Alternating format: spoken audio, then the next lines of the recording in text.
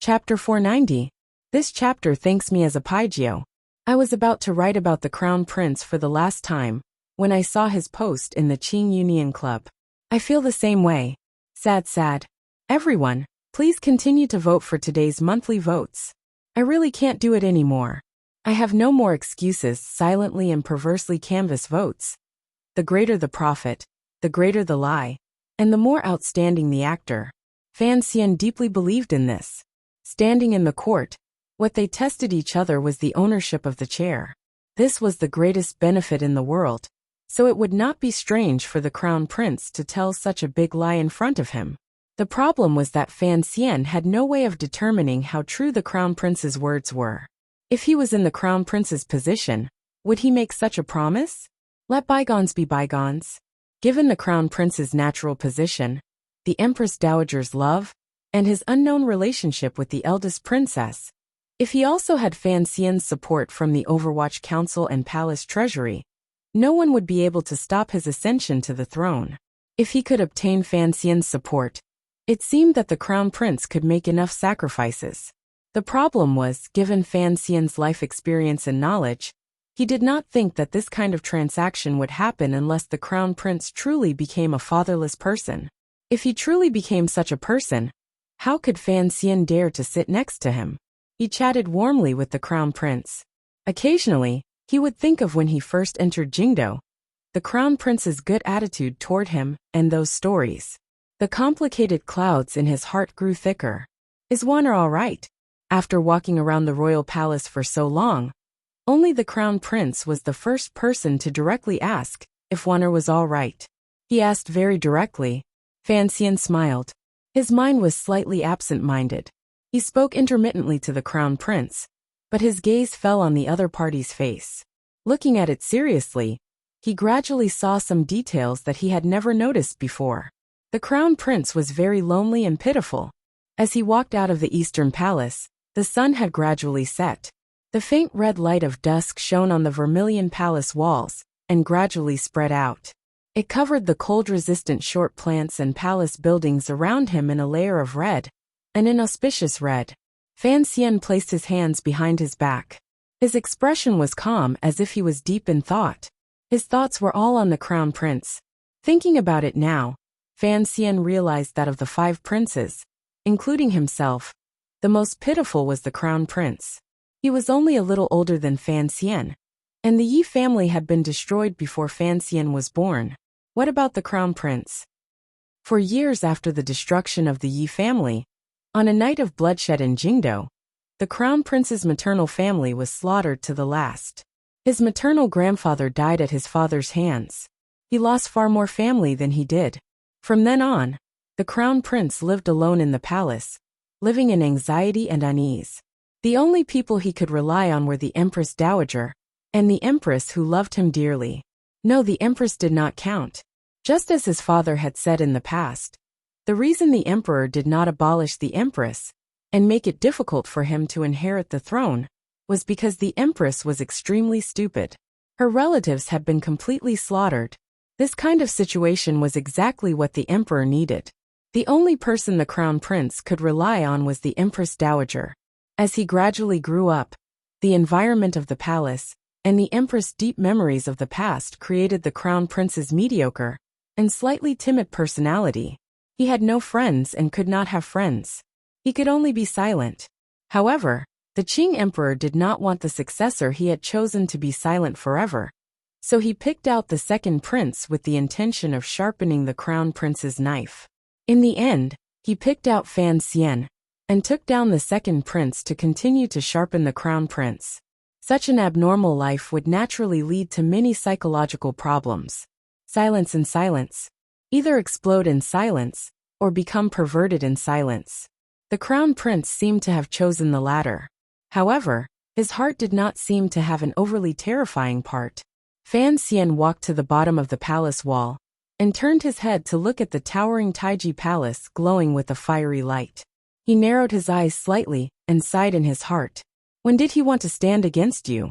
Comparing the Crown Prince and the second prince, Fan Xian actually leaned more toward the Crown Prince, because he knew the ruthlessness under the second prince's gentle expression.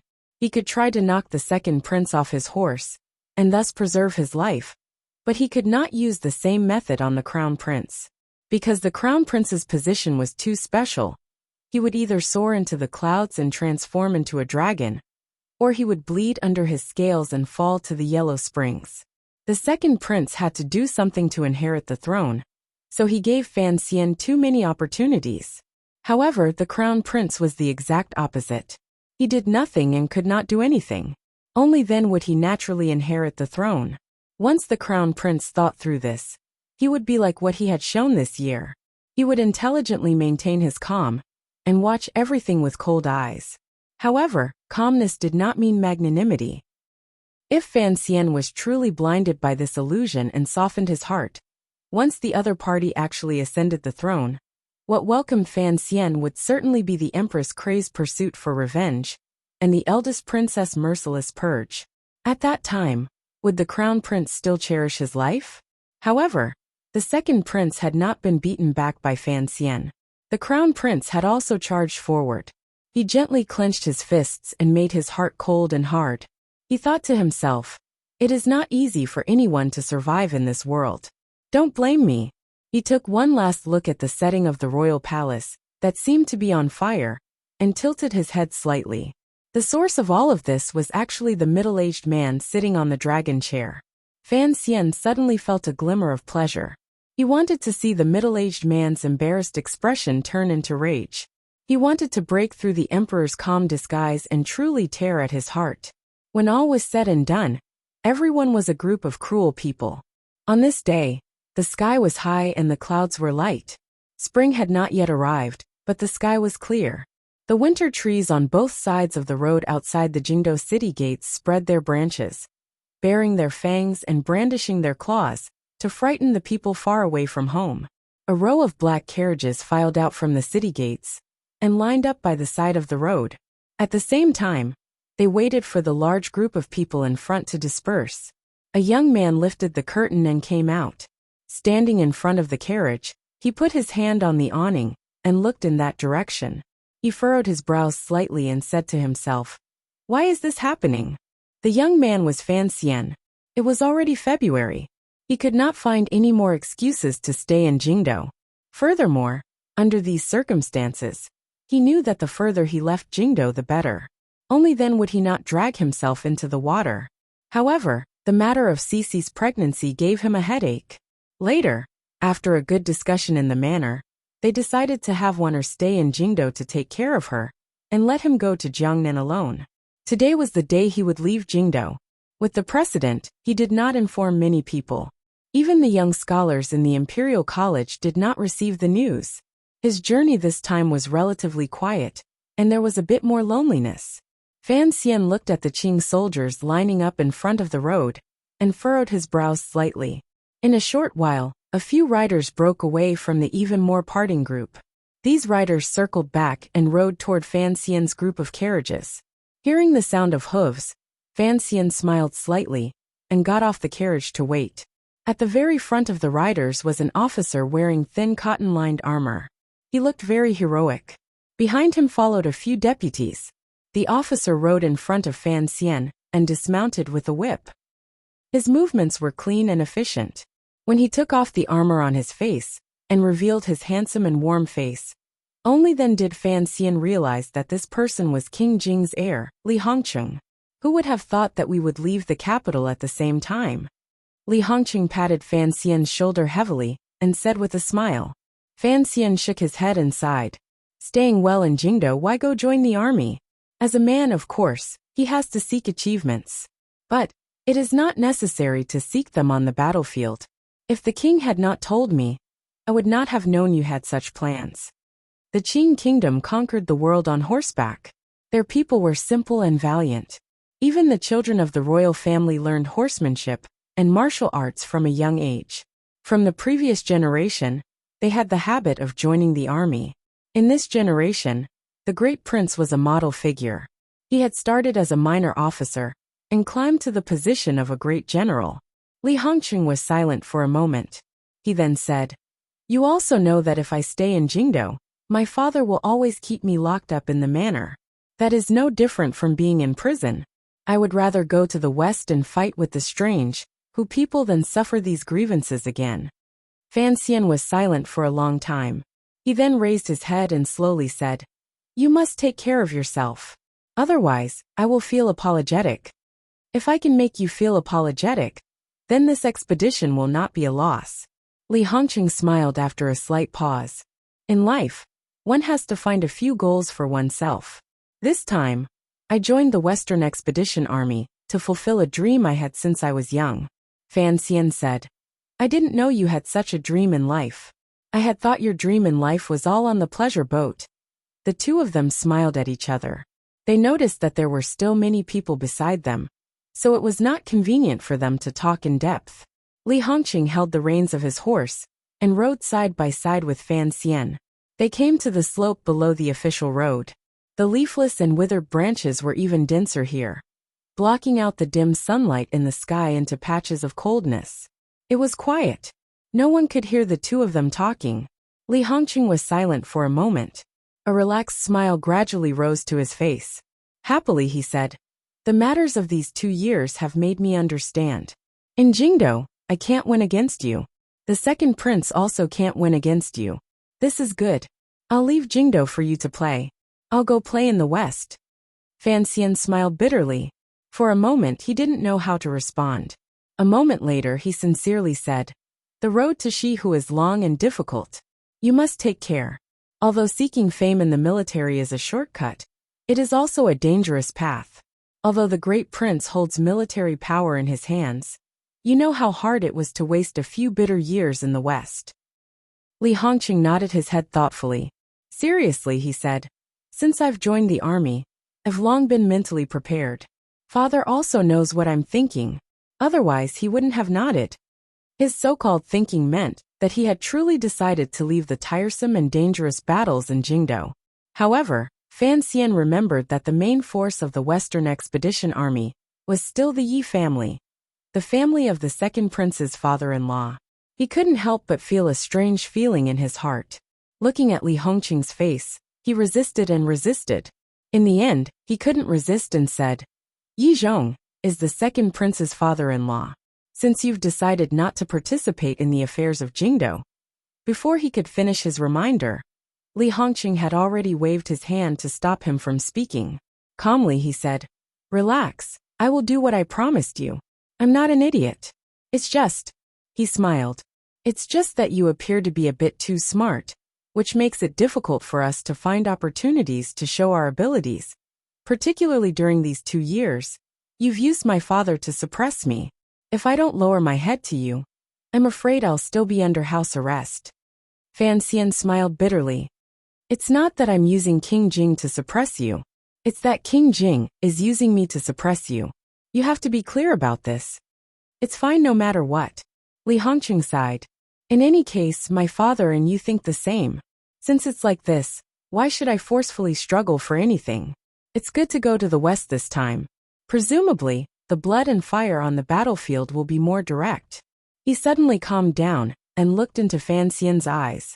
Sincerely, he said, "My relationship with the second prince has always been very good. I have something to ask of you." The word ask sounded a bit heavy. Fan Xian immediately guessed what he was going to say. Furrowing his brows first, he said, "I am only an official. Some things are not up to me to decide. Furthermore, who can completely predict victory and defeat? There's no need to say these things in advance." Li Hongqing shook his head calmly. "You didn't let me say it in advance, because you were afraid you wouldn't dare to promise me something. You're right when you say victory and defeat are uncertain. No matter how you look at it, it's impossible for you to defeat them in a few short years. For some reason, I feel that in the end you will win. I'm flattering you." Fan Xian smiled bitterly. "But don't forget he is, after all, your blood brother."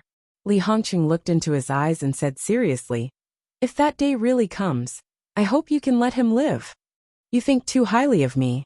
Fan Xian turned his body slightly and gazed in a certain direction to the side of Jingdo. Calmly he said, "He is a prince. No matter how much power we as officials have, we cannot decide his life or death. Furthermore, you said you want me to let him live.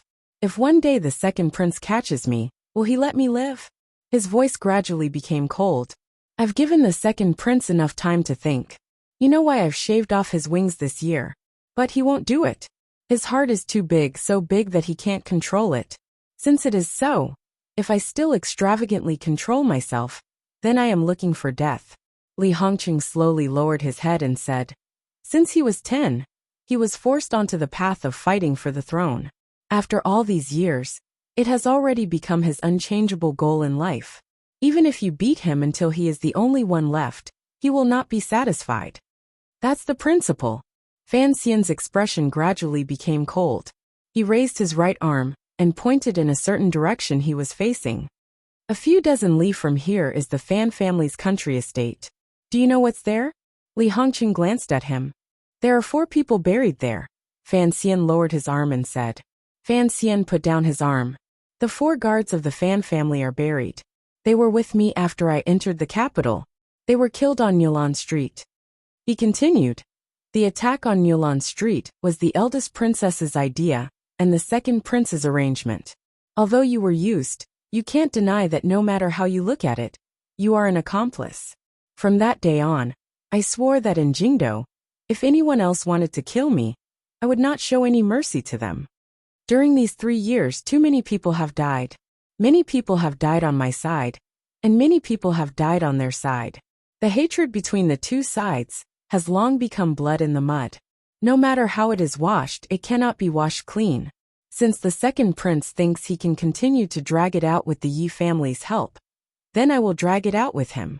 Fan Xian turned his head to look at Li Hongqing and slowly said, since the second prince refuses to back down, then this matter has already become a situation of life and death. You want me to show mercy to him? But have you ever thought that this is equivalent to harming my own life? Have you ever thought that the request you make of me is very unfair? Very unfair. Li Hongqing laughed self-mockingly and sighed. I only hope that this matter can end peacefully. That depends on the crown prince and second prince's hearts. Fan Xian said something very similar to the emperor's. I am only the knife in the emperor's hand. For this matter to end peacefully, it depends on how these 2 perform in front of the emperor. He paused and suddenly felt that speaking to Hongqing so mercilessly at this moment of separation seemed too harsh. He couldn't help but shake his head and soften his tone. You didn't have to stay between me and the second prince on your trip to the west this time. It was a very wise decision. From my perspective, I must thank you. Thank me for what? Li Hongqing smiled bitterly. Thank me for escaping so that when you swing your knife in the future, you won't have the heart to. Both of them laughed. Seeing Li Hongqing's hand hold the reins, Fan Xian's heart jumped. For the 3rd time he said, this trip to the west will be difficult. You have to take care. Li Hongqing was silent for a long time, and then gently nodded his head. Flipping onto the horse, he turned to look at Fan Xian. A moment later, he quietly said, if I die in the west, remember to quickly tell Ruorwo the news of my death. Since I'm dead, she won't have to keep hiding in the north. After all, it's a foreign country. Fan Xian knew that the crown prince had guessed the truth behind his sister's study abroad. A wave of shame involuntarily welled up in his heart. Raising his hands in a salute, he forced a face and scolded, come back alive. Li Hongqing laughed loudly and cracked his whip. The fine horse charged up the slope.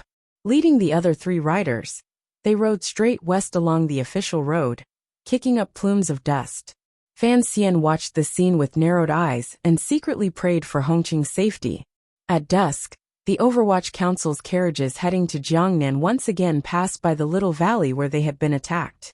Along the way, they could occasionally see the battle marks left on the rocks. Fan Xian licked his slightly dry lips.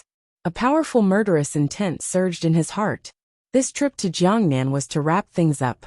After he had settled everything, he would have to think of a way to chop off the head of that old cabbage farmer of the Qin family. Ever since Qin Heng had been transferred to the position of deputy of the Bureau of Military Affairs, and lost his position in the Jingdo garrison, the old Qin master still did not attend court as usual. Fan Xian also did not go to the Qin family for New Year's greetings. He only sent a generous gift. Perhaps they did not know that Fan Xian had already guessed who the true culprit of the attack in the valley was. At this moment, Fan Xian was calculating in his heart how the emperor had arranged things.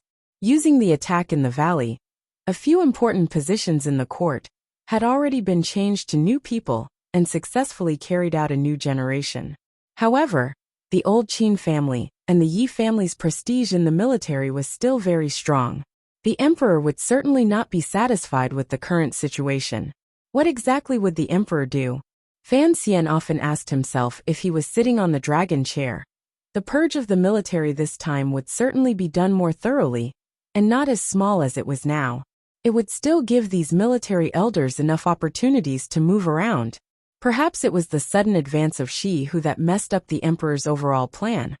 Or perhaps it was the young northern Qi emperor's clever release of Shang Shanhu that forced the emperor to temporarily keep Yin Xiaoyi. However, of the Qing kingdom's 7 roads of elite soldiers, there were still 4 that had not been moved. The corps generals the Great Prince had raised on the western expedition had yet to be used on the battlefield. Was there a need to rely so heavily on Qin, Yi and Yan's old power? Fan Xian shook his head and faintly guessed at a certain possibility, such as showing weakness, seduction, or seduction like the red plaque girl. However, this kind of plan appeared too absurd and suicidal. Even someone as impudent as Fan Xian did not believe that the emperor would disregard the survival of the Qin kingdom and make such an arrangement. The group of carriages passed through the valley and traveled a few more li before meeting up with the 500 Black Knights. After the silver-masked Jing Ge came forward to greet him, he silently retreated back into the Black Knights. With 500 Black Knights patrolling left and right, in the heart of the Qin kingdom, there was no longer any power that could threaten Fan Xian's safety. Fan Xian's heart suddenly jumped. He furrowed his brows and gently clapped his hands. The carriage moved slightly. A common official of the Overwatch Council lifted the curtain and walked in. Fan Xian glanced at him and said with admiration, "No wonder you are the best assassin in the world. Your ability to disguise is indeed much stronger than mine." The shadow didn't smile. Lifelessly he asked, "What orders do you have?" "Return to the capital." Fan Xian stared into his eyes and said in an unquestionable tone, "Immediately return to the director's side. From now on, don't take a step away from him. You must ensure his safety." The shadow furrowed his brows. He had been personally arranged by Chen Pingping to come to Fan Xian's side. Unexpectedly, Fan Xian suddenly had him return to Chen Pingping's side. Fan Xian didn't explain anything. Straightforwardly he said, "You know my strength. You also know that he is a cripple. Go." The shadow thought for a bit and nodded. In a moment, he left the group of carriages and became a black shadow. Leisurely passing through the valley and fields, he headed toward Jingdo. Fan Xian confirmed that the shadow would return to Chen Pingping's side. His tense heart finally relaxed. For some reason, he felt very uneasy leaving the capital this time. If it was just the matter of the crown prince, it shouldn't be enough to endanger the old cripple's safety. However, Fan Xian felt a faint fear. He kept feeling that something big beyond his imagination would happen in Jingdo. Once something big came, the people in the palace would not know about the secret power at his father's side. Furthermore, his father had always hidden it well. Even if Jingdo was in turmoil, he would not be the primary target. Chen Pingping was different. If something big really happened, the first thing those people would do would be to gather all their power and think of all ways to kill him. Kill the old dog the emperor relied on the most. This was a truth that had long been proven in the decades of turmoil in the land. If they wanted to kill the Qing emperor, they had to first kill Chen Pingping. Although Fan Xian knew what kind of power and shrewdness the old director had, and how terrifying the defenses outside Qin Garden were, without the shadow by his side, Fan Xian still felt uneasy. The group of carriages traveled south and south. They passed through the hills beside the Wei River, traveled through the mountains north of the river, crossed the river, passed through the newly built dikes, and arrived near Yingzhou. A branch of the river transport governor's yamen was located there. That night, Fan Xian did not summon his student Yang Wanli to see him. For one, he wanted to personally see how Yang Wanli was doing. For another, he was in a hurry to check the council reports from Jingdo. as well as the news from the Jiangnan water bandits. Jingdo was calm. The matter Fan Xian planned had not yet begun, and there were no signs of danger coming. Fan Xian sat by the table and used the faint light to look at the file. He couldn't resist smiling self-mockingly. Perhaps he had been in a dangerous place for too long and appeared overly sensitive. Given the Qing Emperor's supreme prestige among the people and the army, as well as his stable loyalty among the Qing court officials, who in this world would dare to rebel? In the middle of the night, the sound of the night watch rang out on the street. Fan Xian had already left the inn alone. He wore a black night traveler's robe that covered his face. Since the situation in the world had not moved, then he had to start on a few small matters. In a broken-down temple outside the city, Fan Xian found the green banner and saw 13th Wang, who was staring at the statue in a daze with his eyes wide open. I am very satisfied with the little archer's matter. Fan Xian sat across from him and smiled slightly. I just heard you were also heavily injured. I didn't expect you to be recovering so well. 13th Wang smiled bitterly and said, my body might be a bit sturdier than others. It's good that it's sturdier because I'm about to arrange something for you to do, Fan Xian said with a smile. I will slowly return to Hangzhou and Suzhou, but you have to go first to meet with someone. Then, you will appear on my behalf and help me collect some debts. Debts? Yes, Fan Xian sighed. What a large amount of debts. 13th Wang glanced at him and said, I can't help with the Ming family matter. You know my brother disciple Yin has been keeping an eye on them. Nonsense. If it wasn't for Yin Jilan keeping an eye, why would I have you go? Fan Xian smiled. This is a business matter. I don't want to fight and kill with Dongyi, so it's most appropriate for you to appear. 13th Wang smiled bitterly and said, I am only expressing my teacher's attitude. It doesn't mean I will represent my teacher to suppress brother disciple Yin. I am also not stupid enough to believe that Dongyi will have internal strife. Fan Xian shook his head and looked at the green banner by his side. However, the owner of this account is me. But it is not convenient for me to appear. Even my students and subordinates cannot appear. I had originally wanted to get a random stranger to do it, but I was afraid the Ming family would be forced into a corner and kill that stranger. Your skill is high, so you don't have to be afraid of these vulgar threats to your life. 13th Wang said in shock. Why do you trust me so much? Aren't you afraid I'll swallow these accounts? Aren't you afraid I'll make it clear to the Ming family? You won't be able to swallow it. You're just going to pretend to be a professional manager. Fan Xian didn't care if he understood these new words and straightforwardly said, As for the Ming family, I have already tied it down. You just need to go out and tighten the knot. 13th Wang sighed sorrowfully and said, Sir Fan Jr., I am not your killer. Attitude. Fan Xian smiled and comforted. Fan Xian smiled and comfortingly said, Attitude decides everything. Since that teacher of yours wants to stand against the wall, then he has to make his attitude clearer. Otherwise, after the Ming family completely collapses, I cannot guarantee that the Eastern Road will be smooth. If the Eastern Road is not smooth, the Qing kingdom will also suffer. 13th Wang didn't like being threatened. Chapter 491. The temperature in Jiangnan was much warmer than in Jingdo. Although the area around Suzhou and Hangzhou had also experienced heavy snow before, the snow clouds in the sky pulled directly from the seashore to the heart of the Qing kingdom, enveloping all of the fields and rivers in white snow. As the year passed and winter came to an end, the snow in Jiangnan stopped. Once the sun came out, the snow melted into ice. Immediately, there was no longer a harsh chill. Even the branches of the trees on the side of the road outside Suzhou had already extended out tender little furry leaves. The current master of the Ming family, known as the wealthiest merchant in the world, Ming Qingda, was sitting in a pavilion on a small hill in Ming Garden.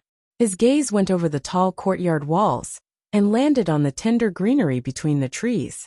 Although Ming Garden's courtyard walls were very high, and once the doors were closed, it would become a heavily guarded fortress. However, these high walls could not block his gaze, and could not hide the still weak, but gradually burgeoning sense of spring. Although it was winter, he still hoped for spring. Ming Qingda sighed. A glimmer of light appeared on his tired and old face. He happily thought that winter was about to pass. The flowers and grass were about to come back to life. His Ming family, this enormous Ming family, should also come back to life. During this year, the Ming family had experienced too many changes. The enormous profits they had obtained from the palace treasury in the past had been halved. The various sales routes were endlessly harassed by the Overwatch Council. The flow of money, goods, and silver was very difficult. Gradually, it felt like the sun was setting in the west. Furthermore, the old matriarch who secretly controlled the Ming family had been forced to death by the imperial envoy. The third Ming master had almost been exiled, and suddenly, there was the seventh Ming master who had stolen the family property. Countless knives and swords chopped down on the Ming family's head, making it difficult for Ming Qingda to breathe. It was difficult for him to survive. He knew that behind the scenes of these things was the supreme being sitting on the dragon chair. And the executor was the gentle-looking but sinister imperial envoy Fan Xian. Fortunately, during this half a year, Fan Xian had basically stayed in Hangzhou and played in Wuzhou and Danzhou. He rarely returned to the Suzhou Palace Treasury Yamen to oversee matters, particularly in the 2 months before and after the New Year, when Fan Xian left Jiangnan and returned to Jingdou. Fan Xian left Jiangnan. The dark cloud hanging over the Ming families had also moved away. Although the Jiangnan branch of the Overwatch Council was still working hard to carry out Fan Xian's orders and suppress the Ming family's business, the Ming family had deep connections in Jiangnan. They had countless officials helping them in secret, so the Ming family's business immediately came alive and welcomed a rare liveliness. That was why Ming Qingda had let out a happy sigh when he saw the tender branches outside the wall. However, his face immediately darkened, because he suddenly discovered that he had been blinded by joy. Spring had come, the trees had sprouted, but the imperial envoy was also about to return. His mood immediately darkened. He rose angrily and with a wave of his sleeve, walked toward his own courtyard. Ming Garden took up a large area. Most of the men of the 2 branches lived in the garden.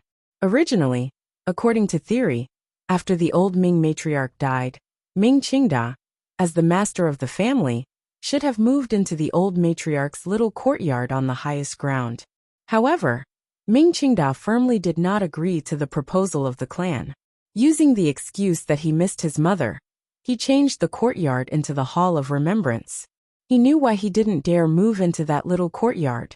He was afraid that once he woke up in that little courtyard, he would see the white towel tied to the beam, and that pair of little feet bouncing endlessly. That morning, Ming Qingda took care of some of the business and country matters under the clan in Ming Garden. He picked up a scalding hot towel and wiped his face vigorously. He felt a sense of exhaustion seeping out from his bones. This family was too big. There were too many things to worry about. In the past, as the master of the family, he could easily take care of the specific matters, because the general direction and the collusion with the nobles in court were all handled by the old Ming matriarch alone. He didn't need to worry about it. Now it was different. He had to personally handle secret communications with Jingdou. What gave Ming Qingda the biggest headache was that the imperial envoy had never stopped suppressing the Ming family. With the threat of external aggression looming, there were problems within the Ming family. Fan Xian had forced Xia Qifei, that bastard, into the family through lawsuits. Furthermore, he had heard that the third Ming master had been very close to Xia Qifei recently. In front of the pressure of the court, Ming Qingda didn't have any good ideas. He could only watch as Xia Qifei approached the core of the Ming family step by step. On the first day of the new year a month ago, he had even watched as Xia Qifei returned to the clan to worship his ancestors. With internal troubles and external aggression, Ming Qingda couldn't hold on much longer, but he had to persevere. For this family, he had to endure until the eldest princess succeeded. He glanced at the 2 people beside him and sighed in his heart. The man and woman beside him were the people he trusted the most. One was his son Ming Lanshi. The other was the matriarch's personal servant girl in the past, and now his second concubine. If it weren't for this serving girl, it would have been impossible for Ming Qingda to completely take over the old Ming matriarch's secrets and become the true master of the Ming family. Thus, He had made sufficient compensation and love for this woman. As for Ming Launcher, Ming Qingda glanced at his son and furrowed his brows. He knew that Ming Launcher was capable and had good foresight. However, father and son had recently had a great conflict over the future of the Ming family. In Ming Launcher's view, since the court was suppressing so viciously and the palace treasury was firmly controlled by Fan Xian, it was already impossible for the Ming family to obtain large profits from the palace treasury like in the past. They should take advantage of the current period of peace and gradually withdraw from this business. Using the Ming family's large amount of land in Jiangnan and network in various places, they should no longer be a palace treasury royal merchant and turn to the import trade between Qing Kingdom and Dongyi. This way, the court and imperial envoy would be grateful. Secondly, they could protect the foundation of the Ming family. However, Ming Qingdao firmly opposed this suggestion. Even though the Ming family was struggling to hold on, he still did not allow the family to have any intention of leaving the palace treasury and developing in another direction. The second concubine left the front hall. Ming Qingda looked at his son and furrowed his brows. Your suggestion last night won't do. Why? Ming Launcher said unhappily. Who can go against the court? If we don't retreat now, when Fan Xian returns to Jiangnan, I'm afraid we won't be able to retreat even if we want to. What can Fan Xian do? Ming Qingda glanced at him and said, can he move troops and kill us all? Who knows? That imperial envoy is the emperor's illegitimate child. If he really messes around, who would he be afraid of? Ming Launcher knew that Fan Xian would not use such a method, but he still couldn't resist saying it. We also have people in the palace. Ming Qingda furrowed his brows. The Empress Dowager, Empress, eldest princess. Are these nobles no match for the emperor's illegitimate child? Then what about the business? If Fan Xian continues to do what he did last year, how much silver will the Ming family have to put in to make up for the deficit? Ming Launcher angrily said. Before, in the palace treasury business, we could earn as much as we wanted. Now we are losing money on every deal. When the bids were set, the price was set too high. It is impossible to make a profit, and the Overwatch Council people make trouble every day. Father, if this goes on, we won't be able to last much longer. In another 3 months, I think the clan will have to start selling land. What's the rush? Ming Qingda disagreed. The palace treasury business must continue. This is what the eldest princess wants. If we leave now, perhaps Fan Xian will let us go. But how will we explain it to the eldest princess? Without the palace treasury bids, the Ming family is just a fat piece of meat that could be eaten at any moment. He didn't realize that he had said these words to his son a year ago. Then at least send less goods to Dongyi, so we can lose less, Ming Launcher said probingly. Ming Qingda shook his head and said resolutely and decisively, no, we can't offend Sigajian. We still need Taiping Money House's silver. Speaking of silver, the father and son fell silent at the same time. Under the full suppression of the court in Fan Xian, the reason the Ming family had been able to hold out until now and keep the family's fertile land was all because of their good relationship with Dongyi and the endless supply of silver from Taiping Money House and Zhaoshang Money House. What if? I'm saying what if Taiping Zhaoshang feels that our family can't hold out and wants to collect silver? Collect silver? What we're mortgaging is the land and business. Ming Qingda smiled coldly. What use is there for the money house to take so much? Can they sell it? They can only continue to support us. Otherwise, what they take back is just some dead things that can't make money. What should we do? Endure. Ming Qingda stood up and tightened his fist slightly. He coughed and said firmly, as long as there are no problems with Taiping Money House and Zhaoshang Money House, we can endure. Even Fan Xian can't do anything to me. How long do we have to endure? Ming Launcher looked at the ups and downs of the family this year. His spirit could not hold out much longer. Endure until Fan Xian falls. Endure until the emperor knows he was wrong. Ming Qingda's eyes were sunken. There was a glimmer of ruthlessness in his exhaustion. Even if it's 2 or 3 years, we have to endure. We have to wait for movement from Jingdo. Right now there are too many places in the family that need silver. I'm afraid we'll have to continue moving silver from the money house, Ming Launcher said worriedly. The clan's share was forced to give a share to Xia Qifei. Ming Qingda closed his eyes and calculated. Even if the third and fourth aunts have ulterior motives, they don't have much on hand. Most of it is in our hands. As long as the money house doesn't cross the line, it will be fine. Although the scheming and farsighted merchant did not think that Taiping Jiaosheng money house would suddenly pull out firewood from under the pot, he, who had always been cautious, knew that he had to keep the risk to the lowest. The street in Suzhou full of money houses and pawn shops was not very long. The stone-lined street appeared particularly quiet. Those who could come here were either poor to a certain extent or rich to a certain extent. As the successor of the Ming family, Ming Launcher was the latter. When he quietly came to the money house with the Jiaosheng banners, he was immediately respectfully welcomed in by the head shopkeeper of the Jiaosheng money house. Ever since Fan Xian had come to Jiangnan, the Ming family's efforts to transfer silver outside had increased, particularly with the palace treasury bidding. Even with the powerful power of Taiping money house spread throughout the world, they were unable to raise so much silver in a short time. Thus, the Ming family took a risk and asked Jiaosheng money house for help. Unexpectedly, Jiaosheng money house agreed with great difficulty. This cooperation left a very good impression on the Ming family. After carrying out a detailed background investigation, the Ming family confirmed that the source of Jiaosheng money house's funds came from the inheritance of Shen Zhong's family, the commander of the Northern Qi Brocade Guards, as well as a family in Dongyi. Thus they relaxed.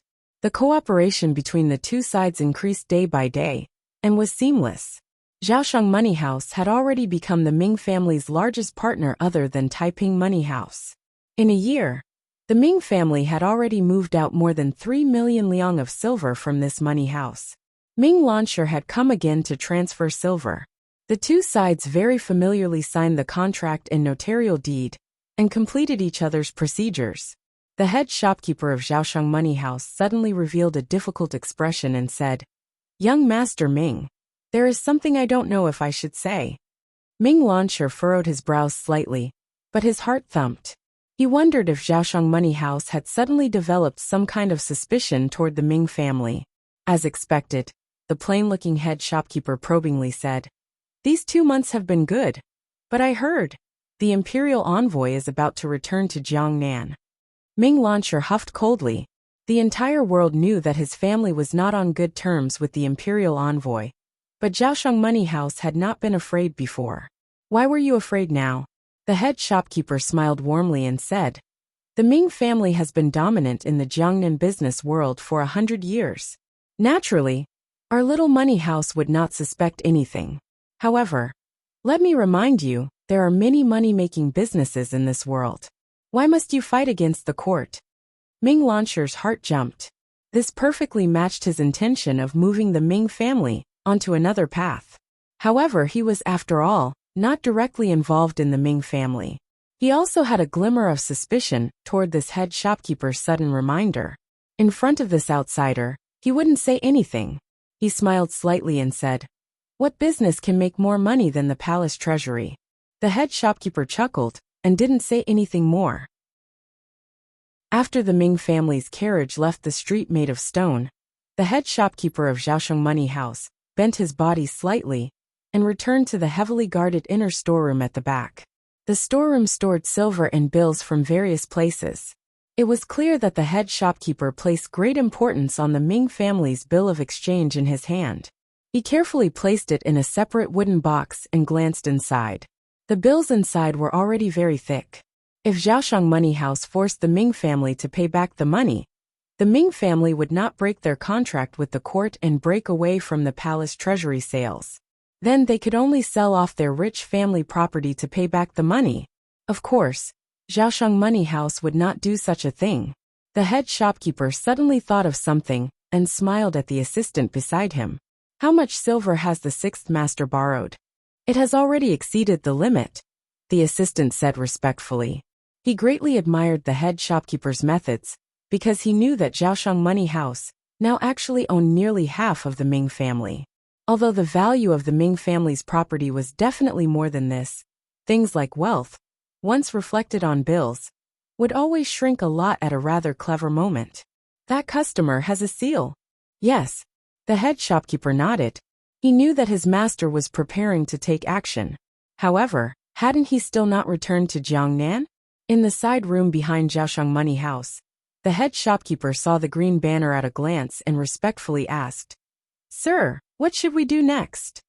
13th Wang had come to Jiaoshang Money House the moment he entered Suzhou. He knew of the cooperative relationship between this money house and the Ming family, but he had never thought, no one in the world would have thought, that this money house was Fan Xian's. His lips tasted bitter. He once again felt why his teacher valued Fan Xian so much, and why he had him represent a portion of his attitude. He also knew that the words Fan Xian had said to him in that broken temple were not false. Jiaoshang Money House already had enough of the Ming family's promissory notes. In this matter, he was only a hired thug to collect the debts. It was impossible for him to change all of this. Even if he notified Dong Yi and the Ming family right now, it was impossible to change what was already set in stone. The Ming family was finished. More accurately speaking, before Ming Qingda knelt in front of Fan Xian and secretly killed the old Ming matriarch, using a mournful attitude to ask for the sympathy of the world and delay Fan Xian's lightning strike. The Ming family was already finished. All of the Ming family's efforts were superfluous actions and a powerless struggle. The reason Fan Xian had never taken action was because he had previously had to deal with the pressure from Jingdo. For him to take action now, it must be because he knew that the nobles in Jingdo no longer had the extra power to help the Ming family. 13th Wang furrowed his brows and wondered what method Fan Xian would use to delay the eldest princess' support for the Ming family in Jingdo. I don't understand these things. 13th Wang sighed. When are you going to collect the debts? I'll go with you. The head shopkeeper smiled. A long time ago, he was a successful official in the Ministry of Revenue. Now he was a successful usury operator. When it came to clearing shops, he was very good at it. There will be more actions from the owner's side. I'll have to trouble you to wait a few more days in Suzhou. 13th Wang thought that if Fan Xian wanted to clear out the Ming family, relying on promissory notes alone would not be enough. What other actions would he take? Fan Xian's actions in Jiangnan began early, because he needed this time difference. The Jingdo actions that truly led to the Jiangnan actions also slowly began at this moment. One day in February, the owner of the Dongyi embroidery shop, who had been dragged around until his head was in a mess, finally received a piece of good news. The banknotes he had sent out had worked. Tomorrow, yes, tomorrow, the embroidery cloth would enter the palace. Tomorrow, yes, tomorrow, the monthly tickets will stop doubling. Everyone who still has tickets in their hands, toss them over. Thank you. Chapter 492. The second month was the spring equinox. Flowers bloomed and withered according to the time. It was not yet time for the 100 flowers to rise to the sky. Temporarily, one would plant the spirit of spring with skillful hands. Where was the spirit of spring planted? It was planted on people's clothes. The petals fluttered and folded in the golden embroidery. The day before, the Western embroidered cloth that the Empress had requested had finally entered the palace. No one knew how many bolts of cloth there were, but it had worked a number of eunuchs in the palace. The person who had brought the cloth in from outside the palace was Hong Zhu. For a small matter like distributing it today, a small matter that required physical strength, he was too lazy to do it himself. He stayed in the main hall of the Eastern Palace and noticed that the Crown Prince was not there. As he carefully pulled out the brass pieces in the incense burner to prevent the incense from burning too quickly, he quietly ordered the serving girls to be more diligent and quickly spread out the 3 layers of cotton mattress, because the Empress would be reading in a moment.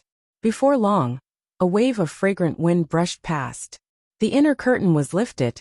The Empress, with black brows, red lips, and a pair of flowing red phoenix eyes, walked out with a slight limp. She reclined on the low couch and drank the freshly brewed incense while reading the book in her hand. The book was a collection of stories published by Donbo Bookstore.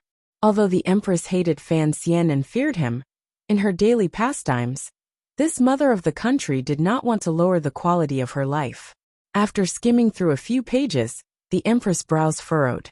No one knew what she was thinking. At this moment, Hongzhu was behind the empress massaging her back. That pair of exceptionally clean little fists gently and orderly smashed into the empress's thin body. The empress had always liked Hongzhu's playfulness and attentiveness to his service, particularly his skill at massaging her back. Today, she did not close her eyes to enjoy it as she usually did. Instead, she stared at the book in front of her in a daze. "What are you thinking about, Empress?" Hongzhu asked with a slight smile. Compared to these nobles, the eunuchs and serving girls in the palace were like ants in the mud. Thus, when normal people saw nobles like the empress, they didn't even dare to breathe too loudly. They were timid and respectful, wishing they could pull back their hands and feet. However, Hongzhu had once received Fan Xian's teachings. He also felt that although these nobles seemed to have a high position and power, wore luxurious clothes and ate good food, and had nothing to be dissatisfied with, it was these nobles who easily felt that life in the palace was boring and lonely. They liked people to talk to them. Ever since Hongzhu had served in the royal study, he had been different from other eunuchs. He would not always lower his head, and never forget to act like a servant. Rather, other than being respectful, there was a hint of magnanimity in the way he handled matters. In fact, the reason was very simple. The nobles in the palace also needed to talk, but their status meant that they had no close friends to communicate with. If the little eunuch who had always been by their side didn't look so wretched and act so bashfully, they would feel much better. That was why Hongzhu was loved by so many nobles, including the empress. The empress seemed to be used to talking to Hongzhu. She sighed and said, "I was just thinking. I am tired of always being in the palace. Aunt has been a vegetarian and chanting scriptures these 2 days. I haven't had many opportunities to see her." Hongzhu smiled and said, "It is good for me to accompany you and talk for a while." He had to say that he was a slave, but he couldn't put on the appearance of a lowly slave. Otherwise, the master would only have the desire to slap him in the face when he saw the lowly slave, and would never have the thought of communicating with him. "What can you say? Why don't we do what we did a few days ago, and tell us about the days you spent wandering outside the palace when you were a child?" The empress asked with interest. After Hongzhu's family was ruined by corrupt officials, he and his brother fled to Jiaozhou.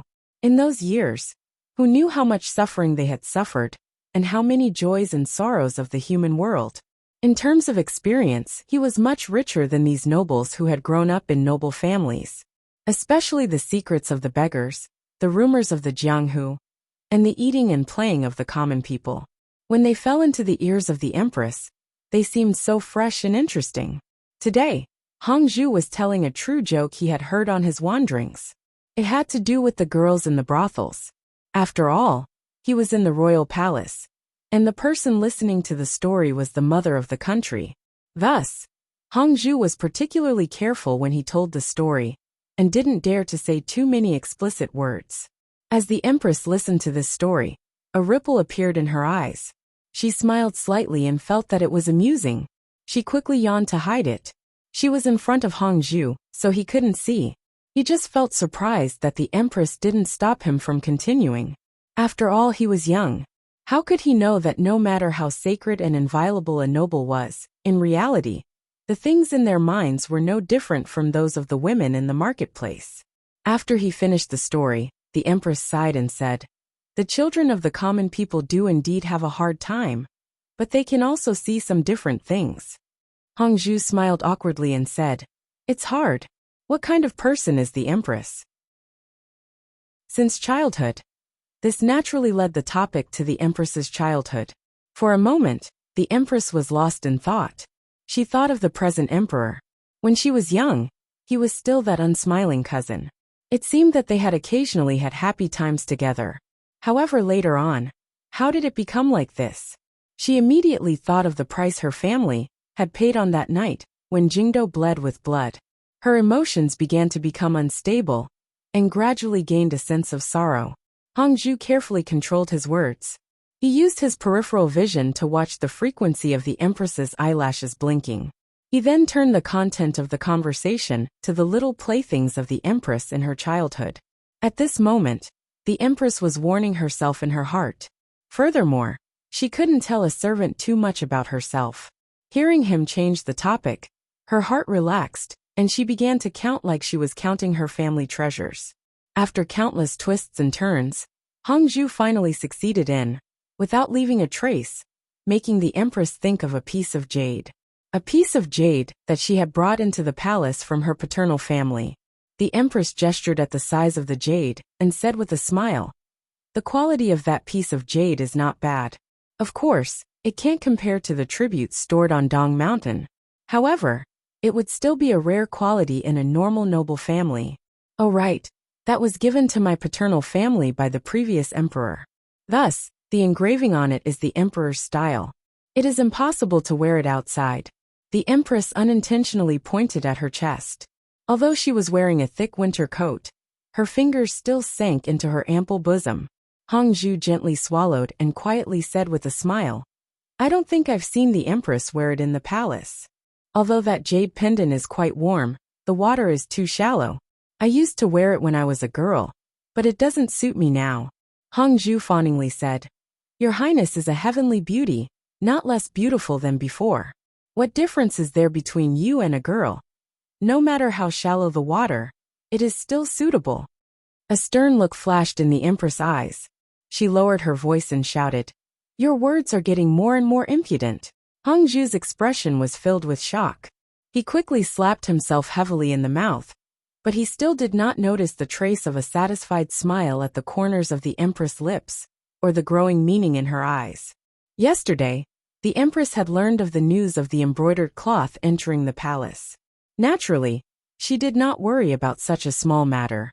Naturally, there were rules in the palace to send it to the various palaces. The Empress Dowager's side was the first, as well as the famous ladies in the palace. In the end, it was the eldest Princess Guangxin Palace. Although the Empress had never liked this sister-in-law, for the sake of her son, she had to be careful. At this time, the back room of the Eastern Palace was busy distributing the embroidered cloth. After Hongju served the Empress, he had nothing else to do. With nothing to do, he stood outside the door and stared at the slender serving girls busying about. His gaze swept across the serving girls' full and slightly perky buttocks. Suddenly he felt a pain in his waist. Turning his head to look, he saw a charming palace maid glaring at him hatefully.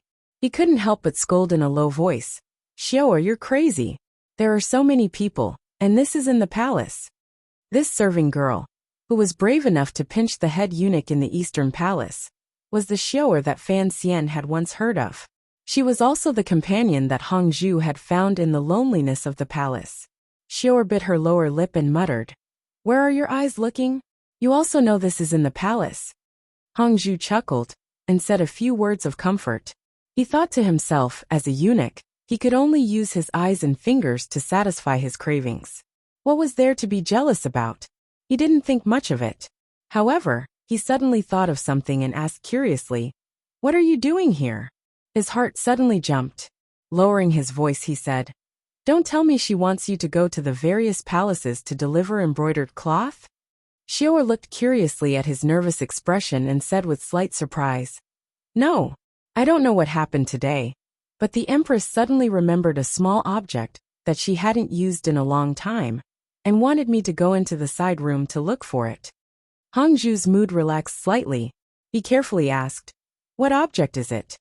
"A light green jade," Xiao pouted. "I don't know who was the one who talked too much and made the Empress think of this thing. It's something that hasn't been used in many years. How could she find it in such a short time? If she can't find it, how will she explain it to the Empress?" Hongju was overjoyed. He knew that what he said earlier had finally had an effect. The Empress had finally remembered to find that piece of jade. At this moment, a serving girl covered her mouth and laughed as she walked past the two of them. Xiao angrily said, "What are you laughing at?" The serving girl stuck out her tongue and said, "Only you guys can laugh, but I can't." The Qing Kingdom's kingdom was actually not as bright and grand as the common people imagined, but it was also not as dark and terrifying as the novels made it out to be. Particularly in the Eastern Palace, the Empress was well aware of her weakness and helplessness, so she purposefully put effort into these details. She was relatively gentle toward the serving girls and eunuchs, and not very strict with the emperor. She had the intention of building a good relationship. Hongzhu was also someone who was used to being careful. Even though he had become the head eunuch, he was not very bossy toward the people below him. That was why the serving girl dared to joke around with the two of them. "Where are you going?" Hongzhu smiled slightly as he looked at the serving girl, as well as the little eunuch holding 2 rolls of high-quality embroidered cloth behind her. The palace maid giggled and bowed, saying, "This is for Guangxin Palace." Hongzhu smiled and nodded, allowing her to go. The serving girl was called Wang Zhui'er. To have a surname meant that she was a rather favored figure in the Eastern Palace. She brought 2 little eunuchs to Guangxin Palace. Knowing the eldest princess's habits, she waved her hand, and had the 2 little eunuchs wait outside, while she laboriously carried the embroidered cloth in. Naturally, there were eldest princess serving girls in the palace to receive it. Since it was someone representing the empress, the eldest princess casually said a few words to the serving girl, asked after the empress, and sent her out. When Guangxin Palace was quiet and empty, the eldest princess moved behind the screen and looked at the Qing Kingdom's crown prince, whose face was full of happiness. Smiling warmly, she said, "Have you memorized the 3 strategies for governing a country?" The crown prince gazed at her with infatuation and nodded his head, gently holding the eldest princess' soft, almost boneless hand like he was holding a fragile and easily broken piece of jade. He brought it to the side of his face and rubbed it against it. In a quiet voice he said, "Qian'er has already memorized it." The eldest princess gently used a finger to touch the spot between his brows. Looking at the familiar mark between the crown prince's brows, for some reason, her heart throbbed and then softened. Using both hands to hold his face, she moved her eyes slightly and said in a gentle voice, "Be good, recite it for me."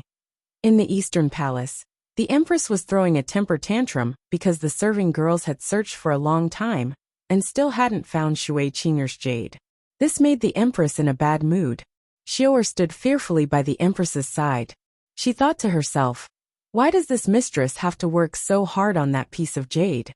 She had no idea that the empress had been moved by Hongzhu's words and wanted to find some of the tale of time from many years ago. "Search carefully for me." The empress was very angry. She had only occasionally wanted to find something, but in the end, she couldn't find it.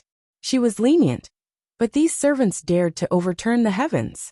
She had faintly heard that there were people with dirty hands and feet in the palace, but she had never thought that there would be someone so daring as to stretch their hands into the Eastern Palace. Thinking of how she was alone, and without help in the royal palace, and was now being bullied by these dog servants, the empress was so angry that her lips trembled. She coldly said to the row of eunuchs kneeling in front of her, "If you can't find it in the storeroom, then search every room." The expressions of the row of people kneeling below were very ugly. They all thought to themselves, "Are they preparing to raid the palace?" The 3 eunuchs on the lower right were so scared their faces were deathly white. Their hearts were filled with shock. All of the old, unused items in the Eastern Palace had been stolen out of the palace by them to be sold. The piece of jade the empress had mentioned earlier was among them. Fortunately, everyone had been frightened badly by the empress's sharp and dark scolding. Their expressions were not very good, so the little drum in the hearts of the 3 eunuchs was not detected by others. The empress slammed her right hand heavily onto the table. The emerald ring on her right middle finger shattered with a crack. She angrily said, "Find out who has dirty hands and feet. There's no need to report to me, just directly kill them." Hongzhu lowered his head and looked at the pieces of emerald on the table. He smiled bitterly and thought that this ring was worth much more than the jade. He knew that the empress wanted to suddenly have an idea and be angry in her heart. She wanted to use this to establish her power in the palace, so he couldn't say much. He bowed slightly and accepted the order. He then led a few high-ranking serving girls and eunuchs to search the palace. In an instant, there was a flurry of footsteps in the side courtyard behind the Eastern Palace. The sound of chests and cabinets being overturned rang out. It was like a raid. It made one's heart tremble unspeakably. The serving girls and eunuchs who were obediently waiting outside the door for their fate's orders were not very worried. Even the 3 eunuchs who had handled it were not afraid. They had done this kind of thing many times. No one would be stupid enough to hide the taboo stolen goods in their own rooms. However, it seemed that some people were indeed that stupid. The three eunuchs were dumbstruck. The serving girl who had been looking at them with an arrogant expression suddenly paled. In a sharp voice she said, "This isn't mine. This isn't mine." In order to avoid arousing suspicion, Hongzhu did not personally go in to search. When he saw a eunuch find the jade from under the serving girl's bed, he couldn't resist sighing. Gazing at the serving girl, he shook his head. This serving girl was the one who had sent the cloth to Guangxin Palace earlier. Her face was deathly pale, and her eyes were filled with confusion. With a bang, she knelt in front of Hongzhu and said in a trembling voice, "Young eunuch Hong, it has nothing to do with me, nothing to do with me, nothing to do with me." The three eunuchs who had truly stolen the jade looked at each other. They thought, hadn't this jade already been sold out of the palace? How could it suddenly appear in the Eastern Palace, and in the hands of that serving girl? The three eunuchs immediately broke out in a cold sweat, because of the appearance of stolen goods. Who knew what problems would arise from the interrogation later? Hongzhu furrowed his brows, and looked at the serving girl kneeling in front of him. He sighed and said, "Tie her up and wait for the lady's orders." A few of the sturdier eunuchs went forward and flipped the serving girl to the ground. They used hemp rope to tie her up securely. The serving girl was already unconscious from fear. She could only endlessly cry out that she had been wronged and say she had never seen this piece of jade. Hongzhu shook his head, and went to the front of the palace to report. The three eunuchs looked at each other. One of the braver ones followed behind Hongzhu and said in a low voice, "Sir, earlier, the lady's intention was to find the thing and directly beat the lowly one to death. If we tell the lady now, I'm afraid she won't be happy. It wouldn't be good to implicate you." Hongzhu stopped his steps and thought for a bit. This matter is too big. It's best to wait for the masters to speak.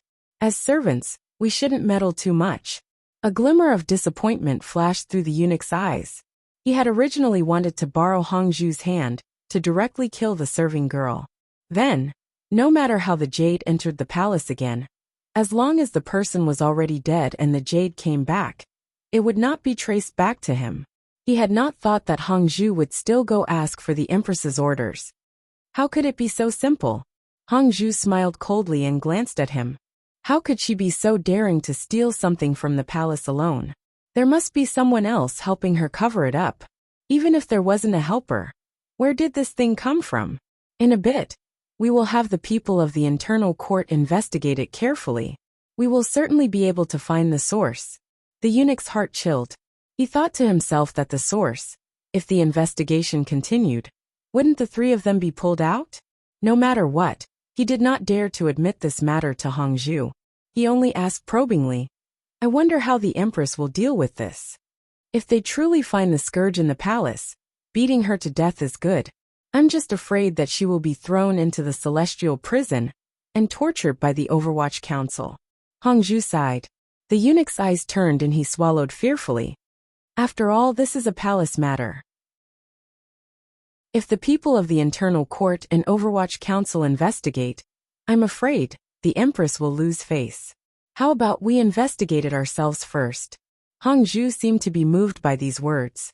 Glancing out of the corner of his eye, he happened to see a glimmer of murderous intent in the eunuch's eyes. He smiled and nodded his head, ordering, "Investigate it carefully." When they arrived at the bedchamber in the front of the palace, Hongzhu's expression changed. He first told the empress the information he had already found. He then sincerely urged the empress to deal with the matter with leniency. After all, the empress dowager had been on a vegetarian diet these days.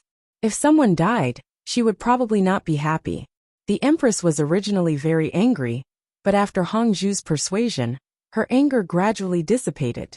She held Shui Qing'er's jade in her hand and slowly stroked it.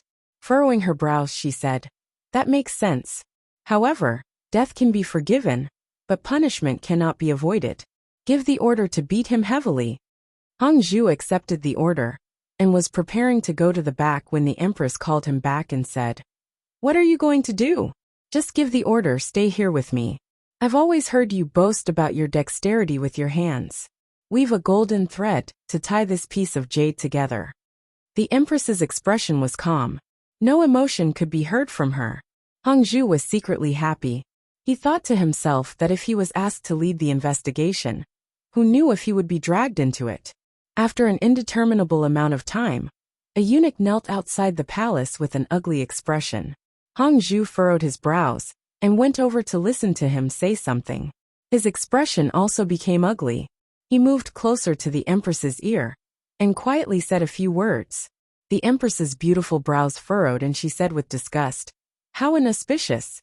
It's fine if you can't take a beating, but at least you have some sense of shame and know to commit suicide to be clean."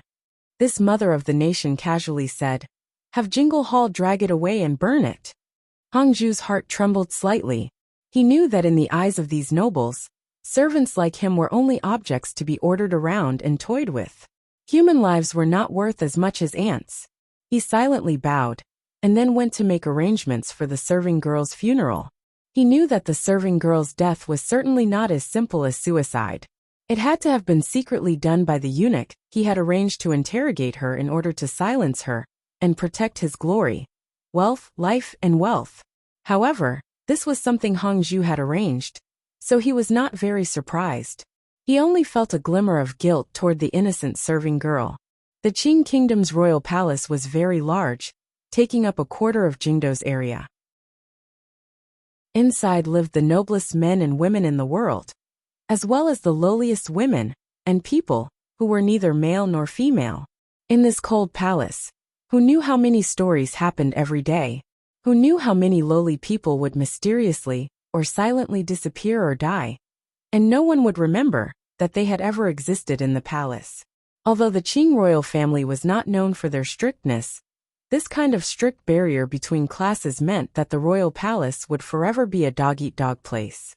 Thus, the death of a common serving girl in the Eastern Palace did not attract much attention. It was just that there was an extra body on Jingle Hall's burning ground. There was a girl in the embroidery bureau who was lucky enough to obtain the opportunity to enter the Eastern Palace to serve the Empress. The Empress continued to listen to Hongzhu's jokes every day. The Empress Dowager continued to eat vegetables every day. The Crown Prince continued to learn how to govern a country every day, and then went to Guangxin Palace to ask the eldest princess for advice. Everything was as usual.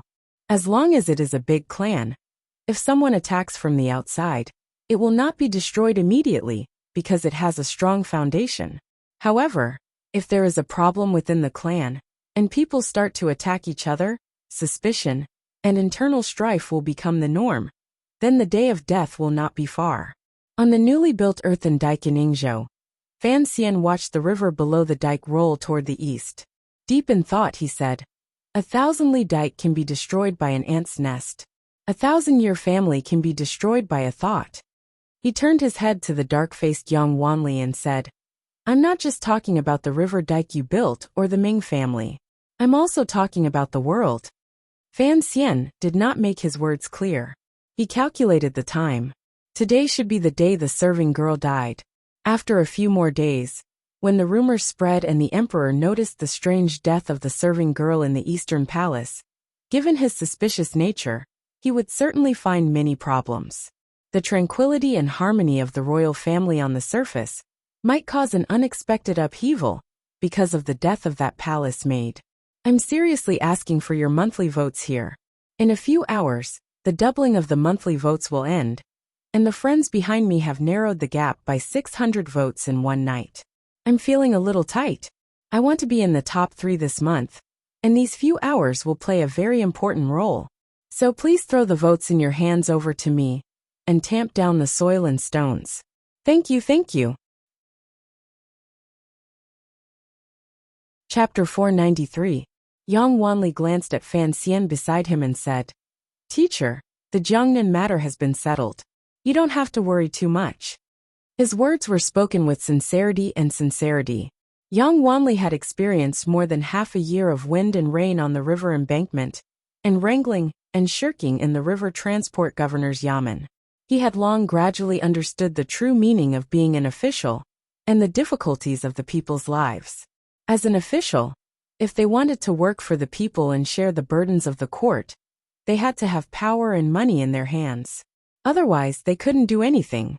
Because Yang Wanli had Fan Xian as a backer, no superior in the Ministry of Works dared to order him around.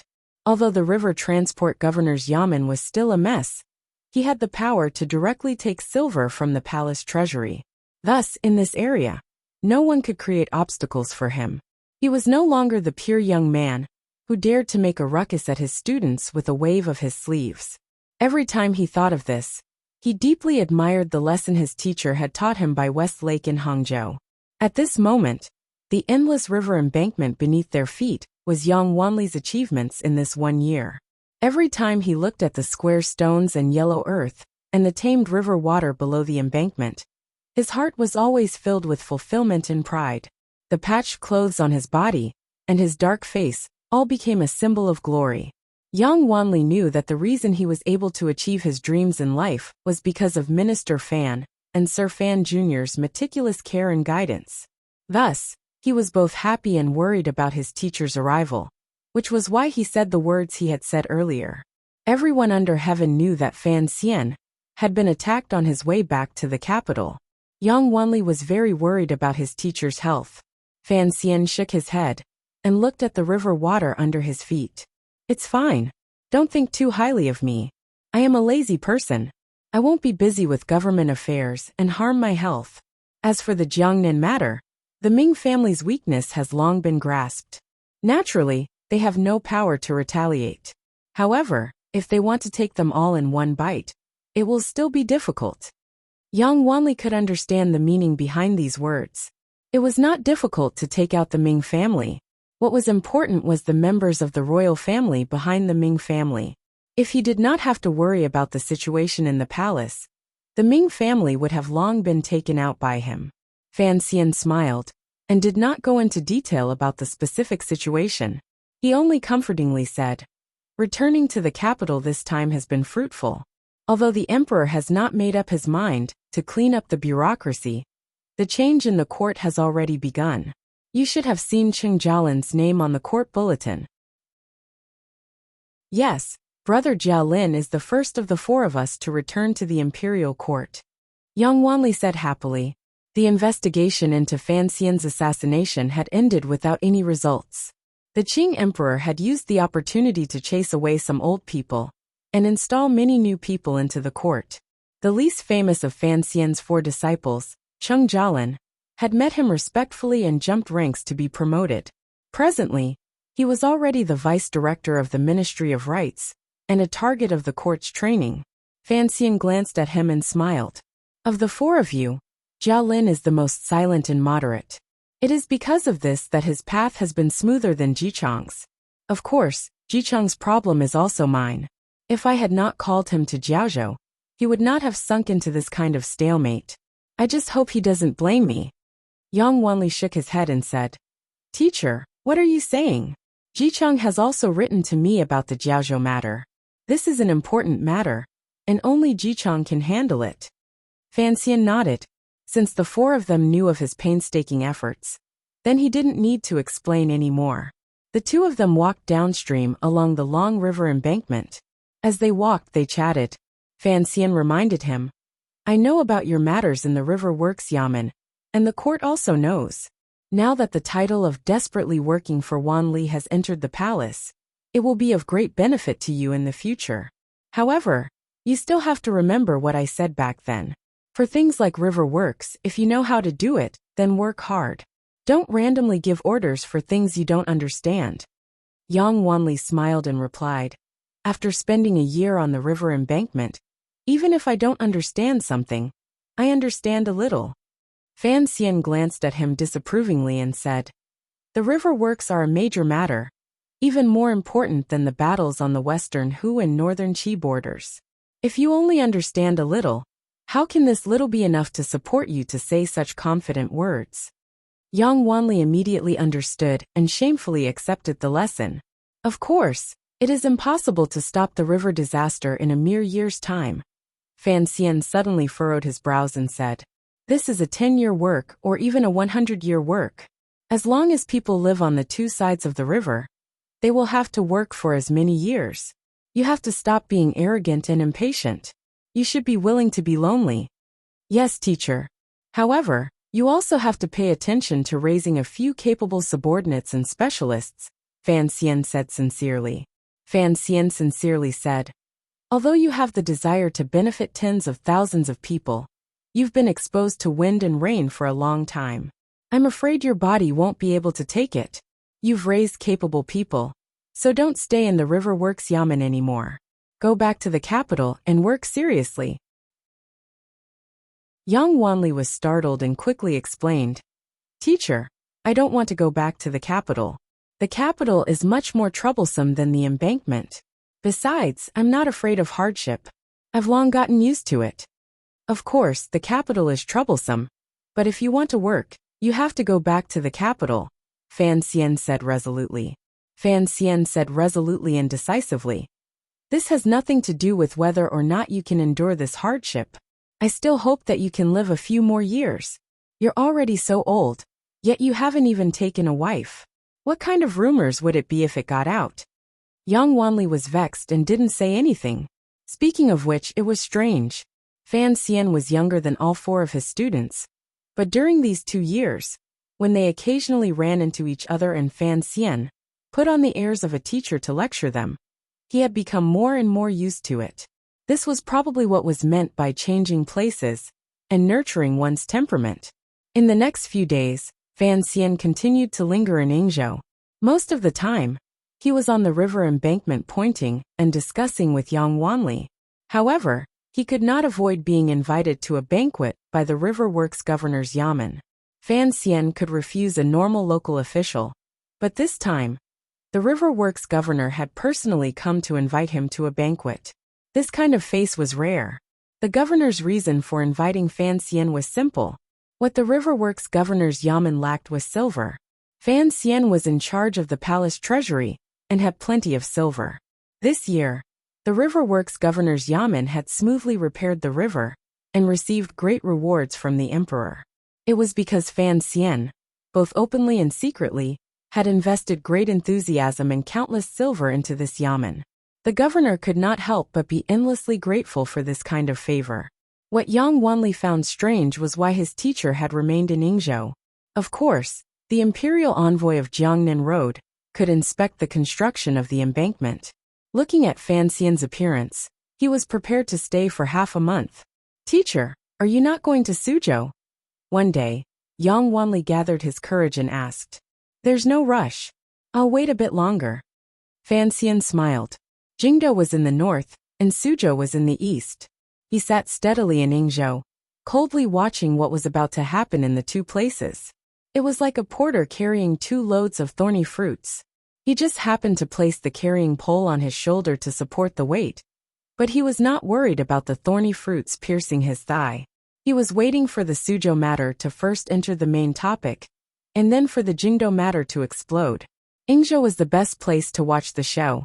Although he was very repulsive in the eyes of the officials under heaven, at such a sensitive time, he still needed to avoid arousing suspicion. The Qinian unit of the Overwatch Council in Jiangnan had 2 leading figures. One was Su Wenmao, who managed the production of the palace treasury in the 3 workshops in North Min. The other was Hong Chongqing, who kept an eye on the Ming family's movements in the palace treasury transport company in Suzhou. The movements against the Ming family had actually been laid out a year ago, and the true movements had begun half a year ago. On one hand, Zhaoshang Money House vigorously transferred silver to the Ming family to support their channels and daily needs. They also began to provoke Ming Launcher to open up a new business route. At the same time, they also made a move against the 6th master, who only liked sumo wrestling. That muddle-headed 6th master only knew that Zhaoshang Money House had borrowed a lot of silver from him to spend, but he had never thought that his shares in the Ming family had long become a few pieces of paper in Zhaoshang Money House. All of this was carried out in the open. Even if Zhaoshang Money House were to press for a debt, given the Ming family's powerful strength, the goods in their hands as collateral, daily cash flow, and the support of Taiping Money House, they would still be able to deal with it. They would not be forced to liquidate and use their business shares and land to pay it off. Thus, the problem that had been placed in front of Fan Xian was how to quickly reduce the value of the Ming family's cash flow and cause serious problems for the Ming family's cash flow. Against such an enormous business of the Ming family, no matter how much money they had, it would still be difficult to achieve this goal. However, the problem was that Fan Xian had full control over the palace treasury. He had a death grip on the supply of goods. It was the same as having the Ming family by the throat. The first to act was Su Wenmao. With the full cooperation of the deputy of the palace treasury transport envoy, Ren Xiaoen's cousin, and the skillful arrangements of a few old shopkeepers in Qingyu Hall, the production of the 3 large workshops in the palace treasury had gradually and steadily increased since the end of last summer. The quality had also increased greatly. With more goods sold, there would naturally be more to eat. The Ming family would not let go of this opportunity. Additionally, during this time, the Overwatch Council's harassment of the Ming family had been greatly relaxed. Thus, the entire Ming family business had come to life. In a moment, they had swallowed up countless goods and sent them in the direction of Dongyi and Quanzhou. Although such a large amount of goods had used up a great deal of the Ming family's money, Ming Qingda was not worried. Once they changed hands, there would be money coming in. This was also the reason why he felt so relaxed during that time. If it continued like this, what wonderful days it would be. However, the 3 large workshops of the Palace Treasury Transport Company had suddenly stopped for some reason. After the news of the stoppage reached Suzhou, Ming Qingda flew into a rage. He had Ming Launcher quickly go to the Palace Treasury Transport Company Yamen and ask what had happened. Hong Qingda shamelessly accepted his questions. He was only willing to say that the 3 large workshops were undergoing routine equipment maintenance and needed to wait for a few hours. The Ming family had the right to be angry and roar, because he was a royal merchant who had bid out tens of thousands of liang of silver. Since the palace treasury had accepted his bid, they had to ensure his channel of goods. Otherwise, he could go to court before the emperor. However, Hong Chongqing also had an excuse to delay. The goods the 3 large workshops had shipped last year had already fulfilled their share of the bidding documents. Even if they stopped for 10 days to half a month, the Ming family would have already received all the goods they should have received. Ming Qingda had no choice. He could only use the power of the officialdom to find out the real news in Minchu. With great difficulty he came back with news. He heard that the 3 large workshops had started a strike again. Sir Su of the Overwatch Council had chopped off the heads of over 20 people before barely managing to suppress it. However, this would delay work for many days. Only after learning of this reason did the Ming family let out a breath. As long as it was not Fan Xian's scheme, it was fine. They began to wait for the day the palace treasury would resume work. The reason the Ming family was so impatient and nervous was all because everything had been going well in the past 2 months. The Ming family had gradually come to accept the palace treasury's ability to deliver goods. Based on the daily amount, they had signed large contracts with Dongyi and overseas.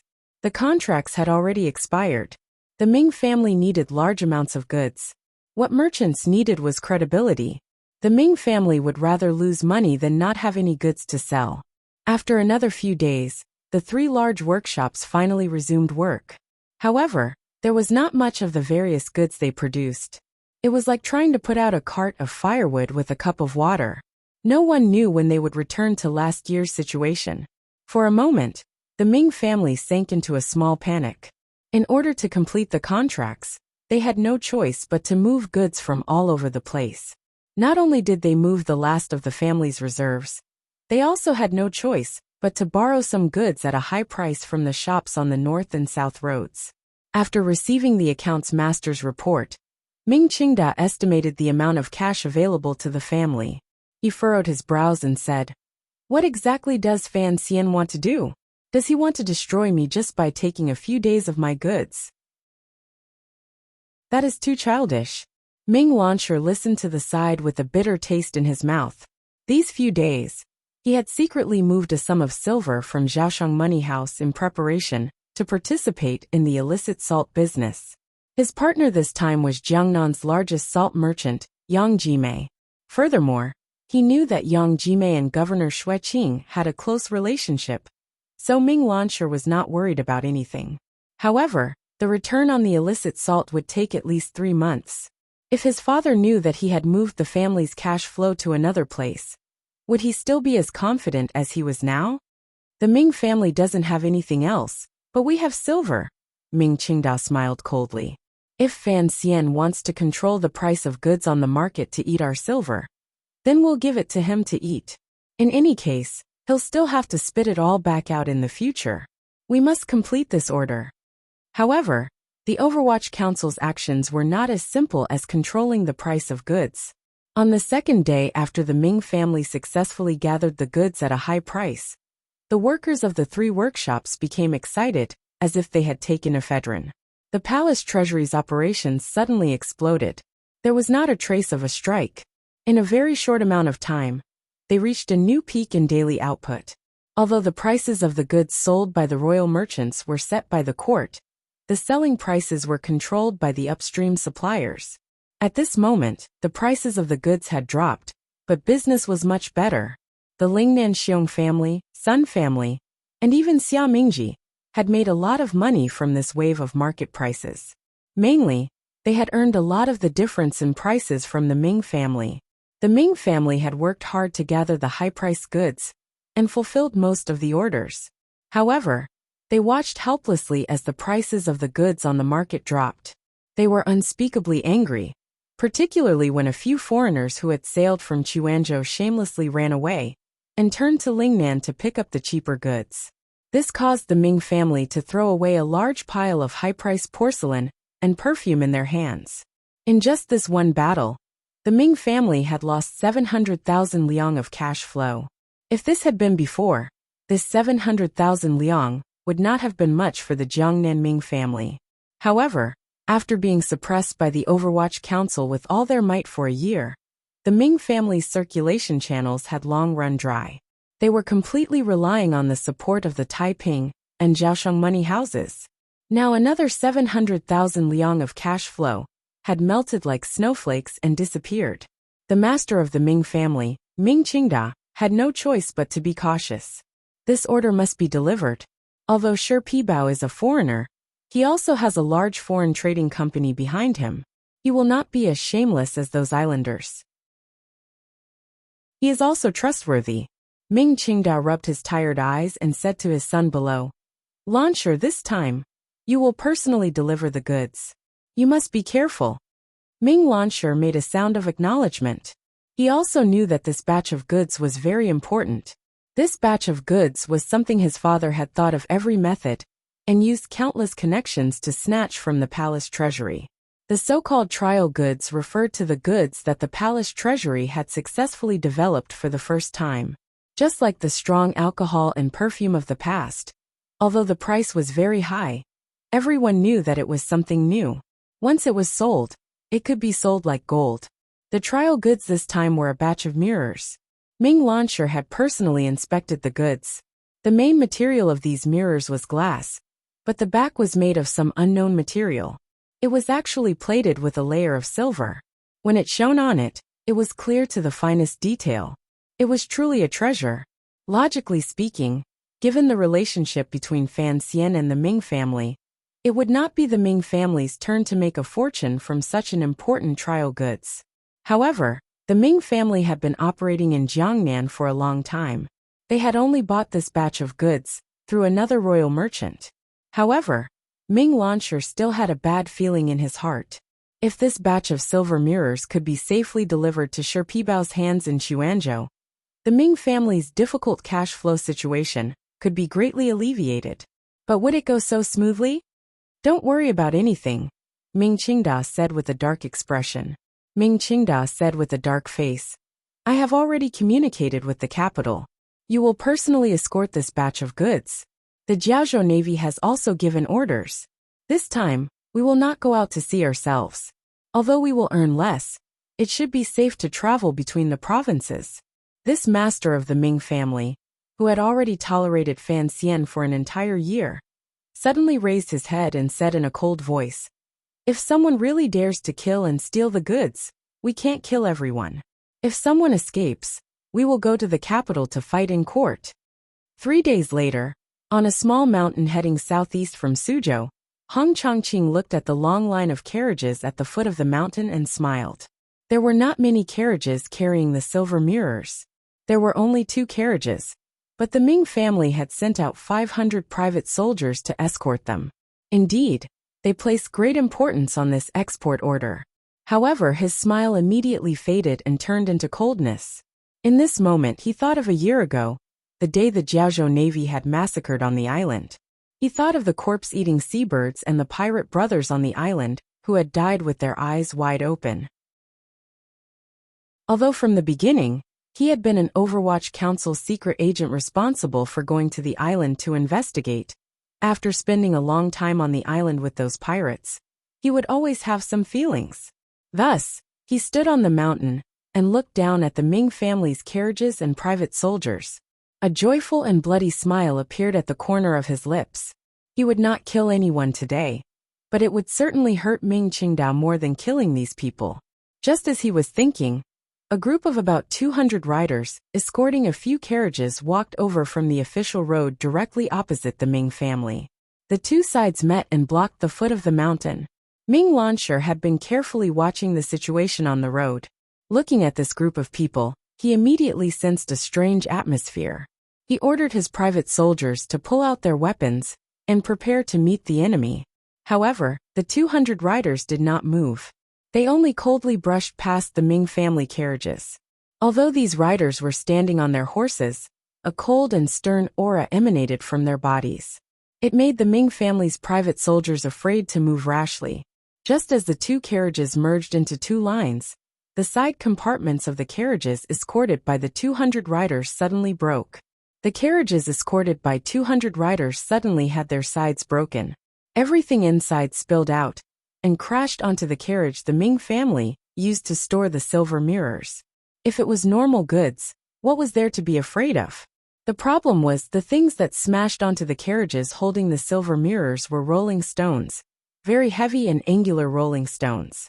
No one dared to use their bodies to block it, not even the Ming family's private soldiers with strict orders. After a few muffled booms, there came countless fine shattering sounds. Ming Lansher screamed and quickly dismounted from his horse to check. He saw that most of the 100 or so silver mirrors had been crushed into shards of shining lenses. Although they still reflected an enchanting light, the official road at the foot of the mountain immediately descended into chaos. Countless people pulled out their weapons. The 2 sides faced each other. A great battle was about to break out at any moment. Ming Lansher's vision darkened. He immediately knew it was over. He turned his head fiercely and stared at the leader of the 200 riders. Gritting his teeth, he said, "As expected, when did the proper Black Knights of the Overwatch Council do such things as killing people and stealing goods?" The leader's face was covered by a silver mask. He was not surprised that the young master of the Ming family could recognize the identity of his group. They had not planned to hide their identities today. Jing Ge, the deputy commander of the Black Knights of the Overwatch Council, gazed at Ming Lansher and coldly said, "I did not kill anyone or steal goods. I was escorting the stone materials needed by the 3 large workshops of the palace treasury through here. You civilian merchants dared to block the way. The road is narrow and unfortunately overturned. Both sides have suffered losses. I don't want you to compensate. Don't make a ruckus. If you anger my fierce nature, I'll take your heads carefully." Ming Lansher's gaze was slightly dim.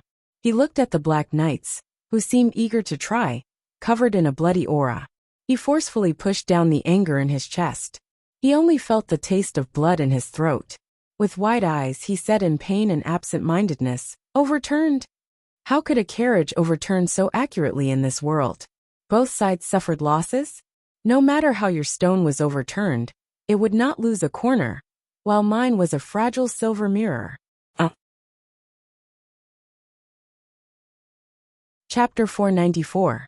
In the quiet valley, there was a stifling and panic, but no one dared to make a move. Of course, Ming Lansher knew that this was something Fan Xian had arranged. It had been so from the beginning, but he didn't understand. After all, The other party was an official of the court. How could he do such a shameless thing? Faced with such a terrifying cavalry, Ming Lansher didn't want to fight it out with the other party and throw away his life. However, the shattered pieces on the ground filled his mind with anger. I'm going to Jingdo to fight a lawsuit. Ming Lansher cursed in a sharp voice. Whatever, I won't keep you company. Jingge coldly threw down these words and led his troops away. Before he left, he didn't forget to lift the heavy stone wheel back onto the carriage, leaving behind Ming Lansher, who wanted to cry but had no tears, the dumbstruck Ming family private soldiers, and a large pile of sparkling glass shards scattered on the ground.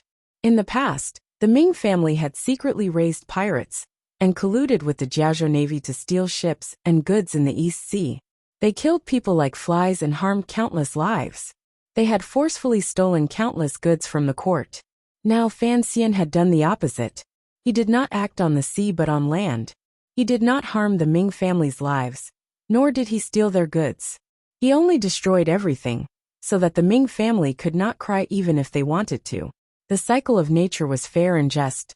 It should be like this. The matter was not over yet. Wearing official robes, Hong Chongqing coughed and walked down the mountain to Ming Lansher's side. Smiling slightly, he said, "Greetings, young Master Ming." "Sir Hong." Ming Lansher was already numb. He was not surprised to see Fan Xian's trusted aide. He just didn't know what he wanted to say to him. "My original name was Qinghua. So I was also a brother on that island." Hong Chongqing moved closer to Ming Lansher's ear and said coldly and ruthlessly through gritted teeth, "These worthless pieces of glass are my thanks to you on behalf of Brother Mengzi, Sister Lan Hua, and the hundreds of brothers who died on the island. Don't tell me you've forgotten Sister Lan Hua, right? She was your favorite concubine." After Hong Chongqing said this, his chest was filled with the pleasure of revenge. In a loud voice he said, "Thank you." Laughing loudly, Hong Chongqing left confidently, leaving behind Ming Lansher with an ashen face and a shocked expression. He looked at his hands in astonishment. It was as if he had just remembered that he had once used these hands to end the life of a woman who was infatuated with him. The news traveled back to Ming Garden outside Suzhou. Ming Qingda's right hand trembled. The fine porcelain bowl in his hand fell to the ground with a crash and shattered into countless pieces. However, he did not feel any pain, because the crisp sound of the silver mirrors shattering into pieces had already made his heart ache so much that he could not feel it anymore. This old man suddenly felt that his heart, like the porcelain bowl on the ground, had shattered into countless pieces. Lawsuit? I'm not afraid. He's even less afraid of a lawsuit before the emperor. Who will he find to fight for him? After enjoying himself in Yingzhou for half a month, Fan Xian waited for Wang Qinian. He finally got on the carriage and continued on toward Hangzhou. The news from the Overwatch Council had long arrived. Fan Xian raised his eyebrows. He found it funny and happy. Although he had also been able to summon wind and rain last year in Jiangnan, he had always been depressed and delayed by Ming Qingda, that old fox. Now that Jingdo was at peace, he could play with the other party in the palm of his hand. It was truly a very happy matter. He had only given a general plan, but the people carrying it out were the people below him. He had not thought that Hong Chongqing would still remember the tragedy on that island and stubbornly refused to let the Ming family die quickly, insisting on cutting flesh with a slow knife. Cutting flesh with a slow knife, boiling a frog in warm water, Fan Xian said to Wang Qinian beside him. Fan Xian said to Wang Qinian beside him, "Even I feel heartache for the Ming family. Send down the order, the time has come. Tell the children to stop playing and quickly stop." Wang Qinian had stayed in the capital for almost a month, just to watch the movements in the palace. He said, "In another 2 days, the eldest princess and the crown prince will no longer care about the life and death of the Ming family. They will act before the Ming family can react. Now is the time." Fan Xian nodded and said, "What I want is for them to not expect me to be so ruthless. I'm afraid I will continue to slowly endure with the Ming family. I want to catch them off guard." He suddenly smiled and lifted the curtain in front of the carriage. Looking at the Jiangnan road that was slowly retreating, he couldn't resist the joy in his heart and began to hum a little tune. Wang Qinian listened to the strange tune and couldn't resist smiling. Sir, is there a need to be so happy? Fan Xian laughed loudly and said, after holding it in for a year, I can finally let go and do things. It's hard not to be happy. When the imperial envoy's carriage and guard of honor headed toward Hangzhou at the slowest speed, the people in Suzhou all had their own thoughts. After Xueqing, the powerful governor of Jiangnan, received Fan Xian's personally written letter, he sat in his study in a daze. His two advisors to his left and right also knew the contents of the letter, and were in the same daze as him. They looked like three clay bodhisattvas. Xueqing had left the capital early and traveled quickly. He had arrived in Suzhou 20 days ago, and was well aware of the losses the Ming family had suffered. He had thought this was just the Overwatch Council weakening the Ming family once again. He had not thought that Fan Xian would be so confident in his letter. It was as if he was prepared to finish everything in one go. What right does Fan Xian have? It's not like this is a fight. It was clear that the Jiangnan governor, Xueqing, did not know about the shady business of Zhaoshang Money House. He was thinking hard about where Fan Xian's confidence came from, and why he would inform him in the letter to have him prepare. Since the imperial envoy has said so, then he must have a plan in mind. The left advisor furrowed his brows and suggested, the question now is, what should we do? Xueqing sank into deep thought.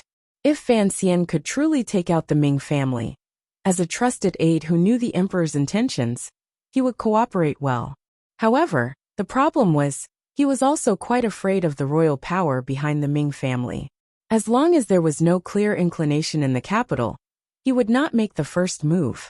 How about we do what we did last year and keep watching? The right advisor thought for a long time, and could only think of a way to smooth things over. Xueqing suddenly opened his eyes, and two beams of cold light shot out. Watch, of course, we have to keep watching, but we can't just watch. Fan Xian is only the imperial envoy of Jiangnan Road. Even if he has a way to drive out Ming Qingda on the surface, it is not convenient for him to have the Overwatch Council act in secret. He has to take care of the hearts of the Jiangnan people. The Jiangnan governor finally said, move the provincial army to watch Ming Garden, and the Ming family's 1,000 private soldiers. If Fan Xian has no way, we will continue to watch. If Fan Xian succeeds, we will have to help him take out these people. The right advisor said in a trembling voice, Sir, moving troops to kill people. If the people in the palace find out, there will be big trouble. Xueqing waved the secret letter Fan Xian had sent in his hand and calmly said, since he dares to do it, then he must have a grasp of the situation in the capital. This young imperial envoy is not an idiot. He wrote to tell me because he wants to share the credit with me. But this year, the Jiangnan Road Yamen has not done anything. If he wants to share the credit, then he must put in effort. Suddenly, a hurried knock came from outside the study. Xueqing furrowed his brows. The advisor went forward to open the door. A subordinate official of the Jiangnan Road Yamen hurriedly walked in. Without time to bow, he directly reported to Xueqing. Governor, something has happened to the Ming family. Something had happened to the Ming family? Xueqing's heart jumped, and he silently sighed at how fast Fan Xian acted. His expression remained calm and he asked, tell me the specifics. The official swallowed and said, in the morning, the Palace Treasury Transport Company Yamen went to Ming Garden to collect a batch of accounts. The name seemed to be Silver Mirrors. Xueqing knew the inside story of how Fan Xian had people smash that batch of silver mirrors. He furrowed his brows slightly, and couldn't help feeling a bit of heartache. He asked, so what? The Ming family signed the agreement, so naturally, this silver had to be paid. These words were clearly on Fan Xian's side. When the court dealt with merchants, they were always this shameless. What's important is not this amount of silver. The official glanced at the governor and carefully said, I heard, the Ming family has a cash flow problem. A few of the money houses connected to the family have all gone to Ming Garden to press for a debt. Press for a debt? Xueqing abruptly stood up. The Ming family had been in Jiangnan for 100 years. There were not many who dared to go to Ming Garden to press for a debt. For one, the Ming family had a lot of silver. For another, no money house wanted to offend them. Why had it suddenly changed today? Countless thoughts immediately spun through Xueqing's mind. Had Fan Xian, after messing with the Ming family for a year, forced the Ming family to the point of no return? If the Ming family actually couldn't pay up, and were forced by those money houses to sell their businesses cheaply, the family would fall into chaos. Xueqing furrowed his brows. He knew the emperor's meaning. The Ming family would be controlled by the court, but the Ming family could not fall into chaos. Once the Ming family truly went bankrupt, never mind the tens of thousands of commoners in the family, what would happen to the Jiangnan people who were closely related to them? Taiping Money House has also gone? No. Send people to keep an eye outside Ming Garden. Hearing that the Ming family's largest partner, Taiping Money House, was not involved in this matter, Xueqing's heart was slightly at ease. However, his expression remained dark. He ordered, "Tell those people, the court does not care about the dispute between the Ming family and the money houses, but the Ming family cannot fall." Fan Xian and Xueqing were the same. They both understood the emperor's meaning. The Ming family had to be eaten, and they had to be eaten whole. Their table manners could not be too ugly. They couldn't let the Ming family's own strength fall too much and affect the stability of the entire Jiangnan. Thus, he would not watch as the Ming family fell. Ming Qingda also could not watch as the Ming family fell. Thus, he did not have the intention of clearing out the debt this time. He only wanted to obtain some great benefits. The reason why a few money houses went to Ming Garden together to ask for money was purely because Fan Xian still held on to a glimmer of hope to be able to hide the master behind Zhaoshang Money House. In this world, those who owed money were always more reasonable and confident than those who lent it out. Thus, the current master of the Ming family, Ming Qingda, held a slightly warm teacup and slowly sipped the tea. He couldn't even be bothered to raise his eyelids. Although the people sitting below him were the representatives of the various money houses, and were his CRS in name, the shopkeepers of the money houses did not have the self-awareness of being debt collectors. They sat wretchedly on the chairs, and only dared to put a third of their buttocks on the chair. Occasionally, they would raise their eyes to glance at the master of the Ming family. A glimmer of fear would flash through their eyes. They did not look like they had come to collect debts. The shopkeepers of the money houses knew they were all ants.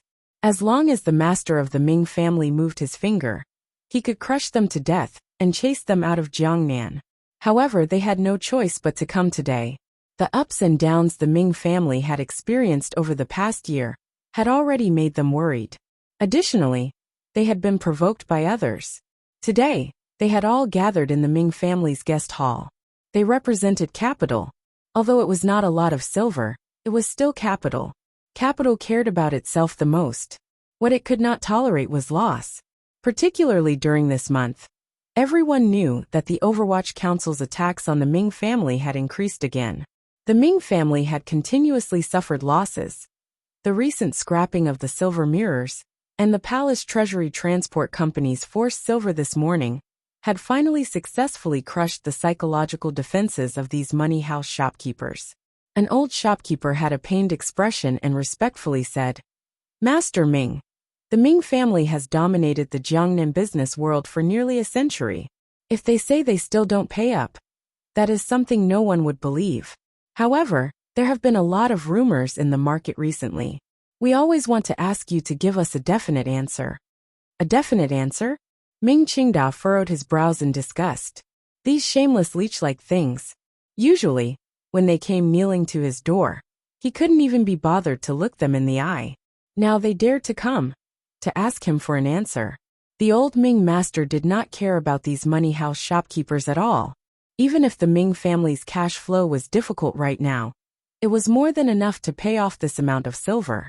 Out of the corner of his eye, he only lightly glanced at the shopkeeper, who had been sitting quietly at the very back. That shopkeeper was the head shopkeeper of Zhaoshang Money House. Behind him stood a handsome young man. Not many people knew about the relationship between Zhaoshang Money House and the Ming family. Zhaoshang Money House's reputation in Jiangnan was not very well known, so he sat at the very back. Ming Qingda had a bad premonition in his heart. What was Zhaoshang Money House doing here today? He had no interest in saying anything more to these shopkeepers. He picked up his teacup to send off the guests. At the same time, he coldly had these people go to the accounts room to clear off all the debts. The Ming family could not endure such humiliation. After the great joy in the hearts of the money house shopkeepers, they were shocked. First of all, they had finally gotten their money. Although they had lost some interest, they were shocked to see the Ming family's generosity. Was there a problem with the rumors they had received? All of the shopkeepers retreated. Ming Qingda tilted his head and looked with interest at the shopkeeper, who had not moved all this time. In a quiet voice he said, "I know they were all persuaded by you to come." The head shopkeeper of Zhaosheng Money House smiled warmly and did not refute these words. Ming Qingda furrowed his brows slightly and said, "Speak, what do you want?" They were both old foxes who had floated in the business world for countless years. From their cooperation this year with Zhaosheng Money House, Ming Qingda knew that this unknown head shopkeeper of the money house must have been a ruthless character in the past. At this moment, all of the miscellaneous small fries had left, so the two of them spoke much more directly. Ming Qingda knew how much silver the Ming family had transferred to Zhaosheng Money House. If Zhaosheng Money House had also joined the ranks of the debt collectors earlier, the Ming family could only sell their land and houses. Even if they managed to survive this time, the family's strength would be greatly damaged. Since the other party had been silent until now, it was certainly not to laugh at the Ming family. They must have other requests. Given the promissory notes in Zhaosheng Money House's hands, they indeed had the right to ask for something from the Ming family's hands. The head shopkeeper smiled slightly and said, "Master Ming, my master wants to cooperate with you." "Cooperate?" Ming Qingda's eyes narrowed. A cold light flashed and was immediately restrained. What kind of cooperation would it be for a money house to cooperate with a merchant? He closed his eyes and thought deeply for a moment. In a quiet voice he said, "No." Although the word no was light, it was powerful and resonated, leaving no room for doubt. The head shopkeeper seemed to have not expected the Ming family to refuse so directly. After a slight pause he still smiled and said, "No, it has to be possible." Ming Qingda opened his eyes abruptly and stared at the shopkeeper with a gaze of pity and disdain. His cold voice seeped out from between his teeth. "You are threatening me? I wouldn't dare." The head shopkeeper of the money house said warmly, "It is only a request." Ming Qingda once again sank into deep thought. He didn't ask what the other party was relying on to threaten him. He had borrowed a lot of money from Zhaosheng Money House this year. This was enough to give the other party a bit more confidence in his words. The head shopkeeper said slowly, "Business is business. Master Ming, you also know the present situation.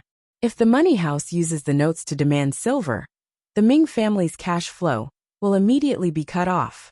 What will you use to provide for the palace treasury's subsequent silver? Sir Fan Jr. is waiting for you to be unable to produce the silver. Then he can cut off your right to travel east. Although the Ming family is rich and powerful, you can't lose your identity as a royal merchant, and you can't lose the silver flowing out of the palace treasury." Ming Qingda fell silent. He knew the other party had hit the nail on the head. The Ming family's biggest problem was that their cash flow was gradually showing signs of drying up. It is written clearly on the transfer of silver. Before the time is up, don't even think about taking back a single tael of silver. Up until now, Ming Qingda still did not panic at all because he had enough confidence.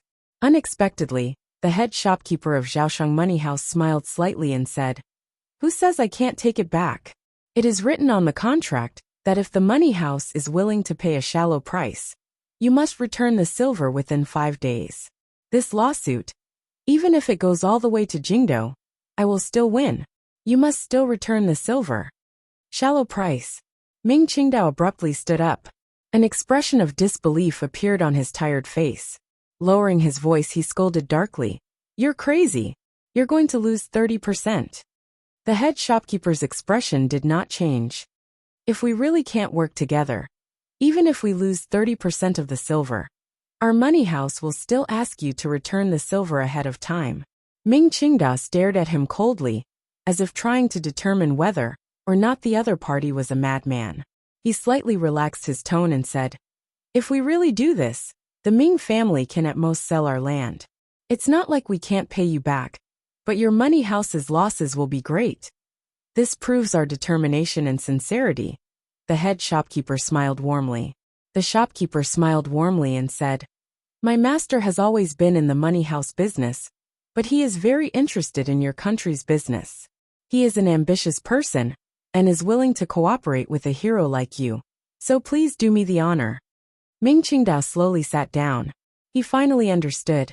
It turned out that the master of Zhaoshang Money House had wanted to borrow money to join the Ming family's business a year ago.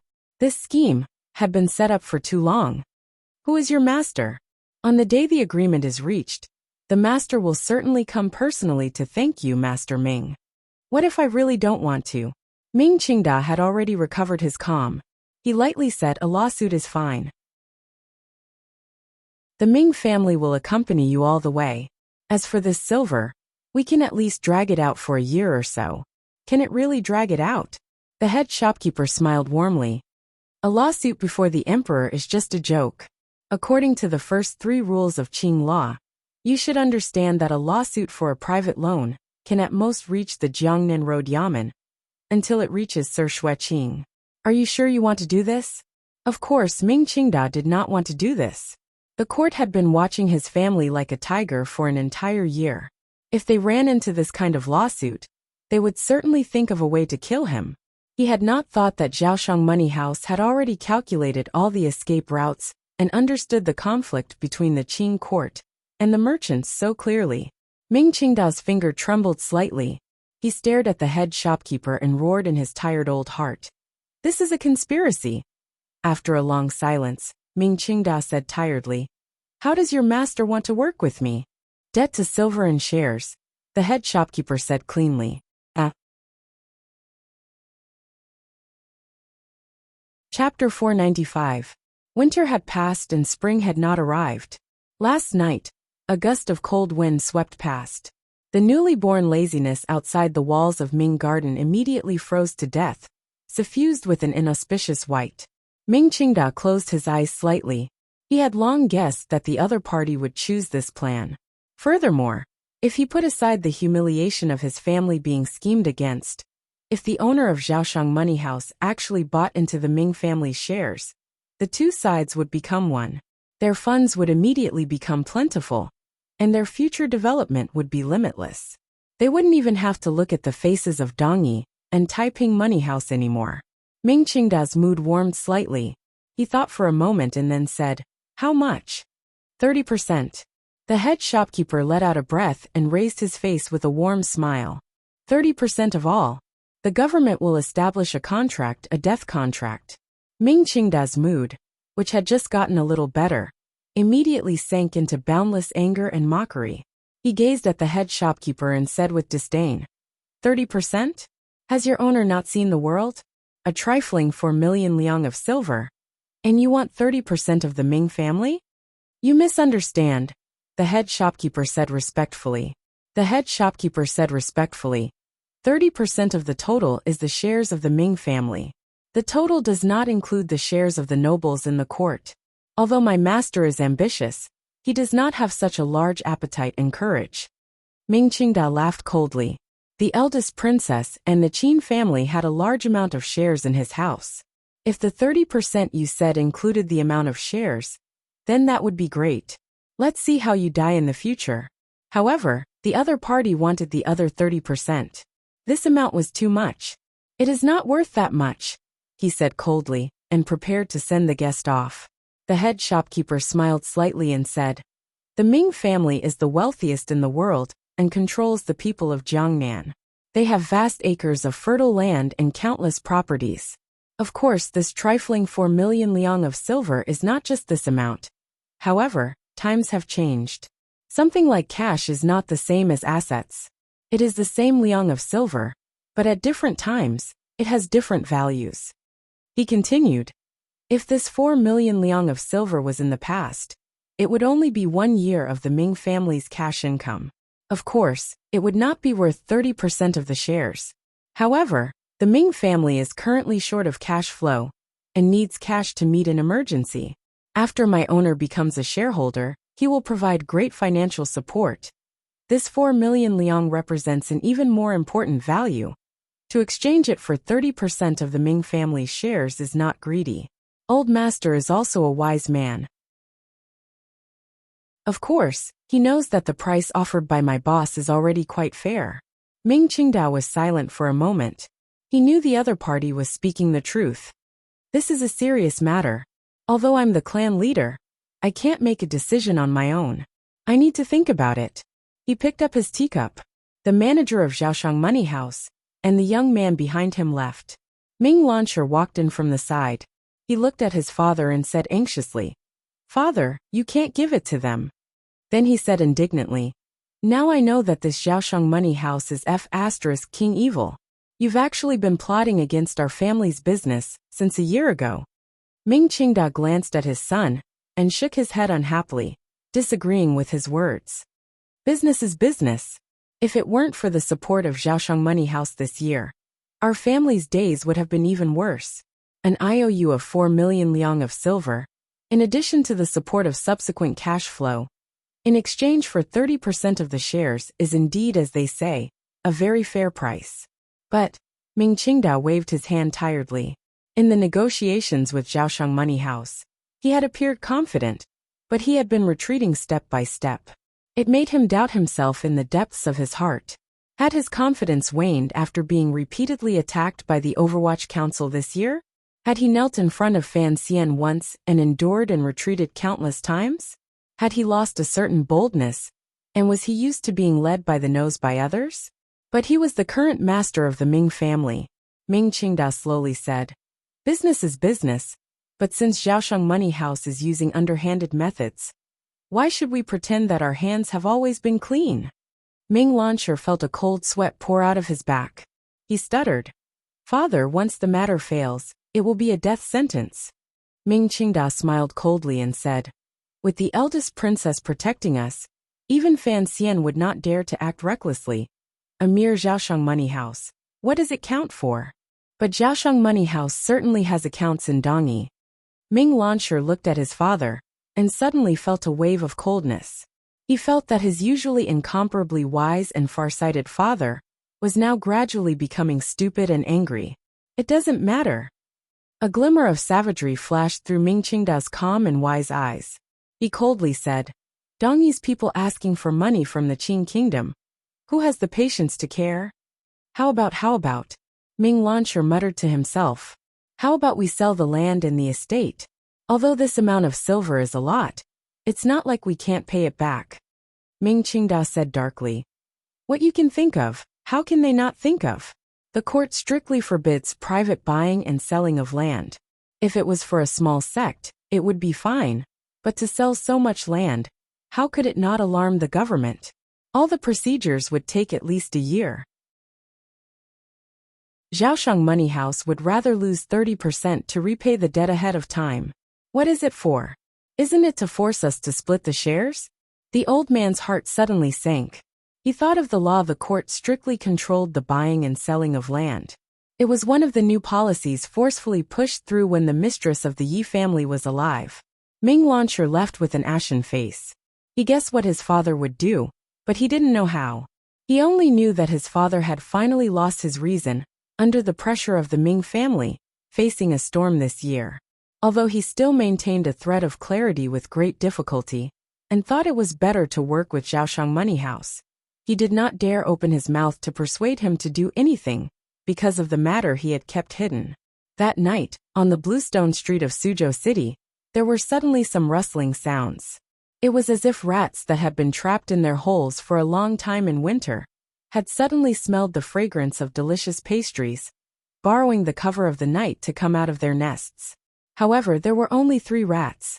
3 aces wearing black night-walking clothes easily broke through the defenses of Zhaoshang Money House and killed their way into the back hall.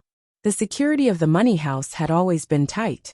Additionally, with Zhaoshang Money House's identity behind the scenes, they had secretly invited a number of Jianghu aces.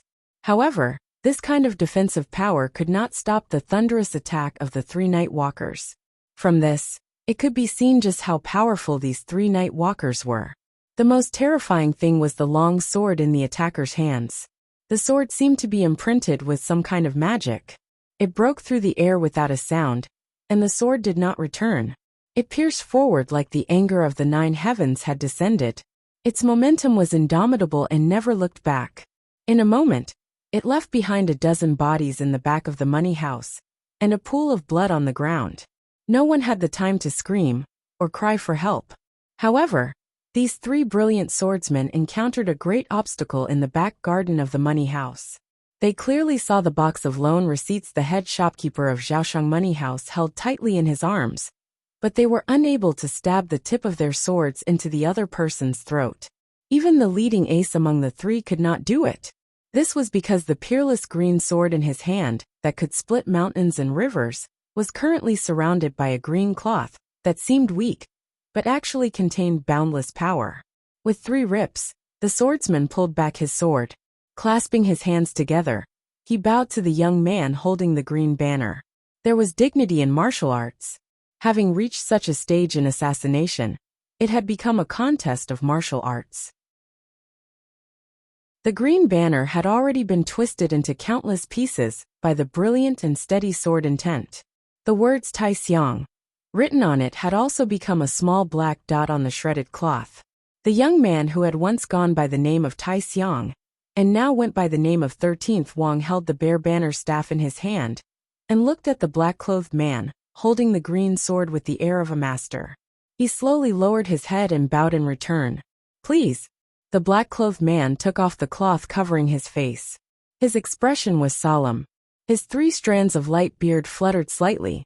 He held the sword sincerely, and poured all the energy in his body into it. Even with 13th Wang's fearless and carefree nature, he couldn't help but be moved when he suddenly saw this person's face. If Fan Xian was there, and saw the black-clothed man's face clearly, he would probably also immediately turn and leave without a moment's delay. Yin Jilan, the first disciple of Dongyi's Siga sword, and a 9th-level master of sword techniques. 13th Wang's right hand gripped the banner staff tightly. His pupils constricted slightly. He was very nervous. The 2 night travelers who had followed Yin Jilan into the back garden of Zhaoshang Money House were aces from Dongyi. Seeing Yin Jilan holding his sword and facing the chaos, they respectfully retreated to the side. In their hearts, although the young man holding the banner had an unfathomable cultivation, as long as he was not a great grandmaster or a strange figure like Fan Xian, he would not be defeated by one of Yin Jilan's attacks. 13th Wang looked at him in a daze and suddenly said, "Is your injury better?" Yin Jilan furrowed his brows slightly and slowly said, "Do you know me?" Last spring, Yin Jilan had gone to Jiangnan alone. One reason was to secretly watch his female disciples train. The most important goal was to find an opportunity to assassinate the Jiangnan Road imperial envoy, Fan Xian. However, the ending of the matter was rather painful. A master of sword techniques had only sat on a fishing boat and glanced at Fan Xian from a distance upstairs before falling into the Overwatch Council's ambush. Even now, Yin Jilan still could not forget the sword light that had appeared like a ghost in the water. He felt a secret chill because that sword light that came and went like a ghost had caused him the heaviest injury he had suffered since he began his journey. However, the news of his injury had always been tightly controlled. Presumably, the Qing court did not want to cause a diplomatic storm. Thus, when 13th Wang asked if his injury was better, Yin Jilan felt surprised. 13th Wang smiled somewhat helplessly and said, "You are a swordsman of a generation. How can you become a thief?" Yin Jilan smiled and said, "Are you any different? Even if you killed everyone in Zhaoshang Money House and burned these deeds, you still wouldn't be able to help the Ming family."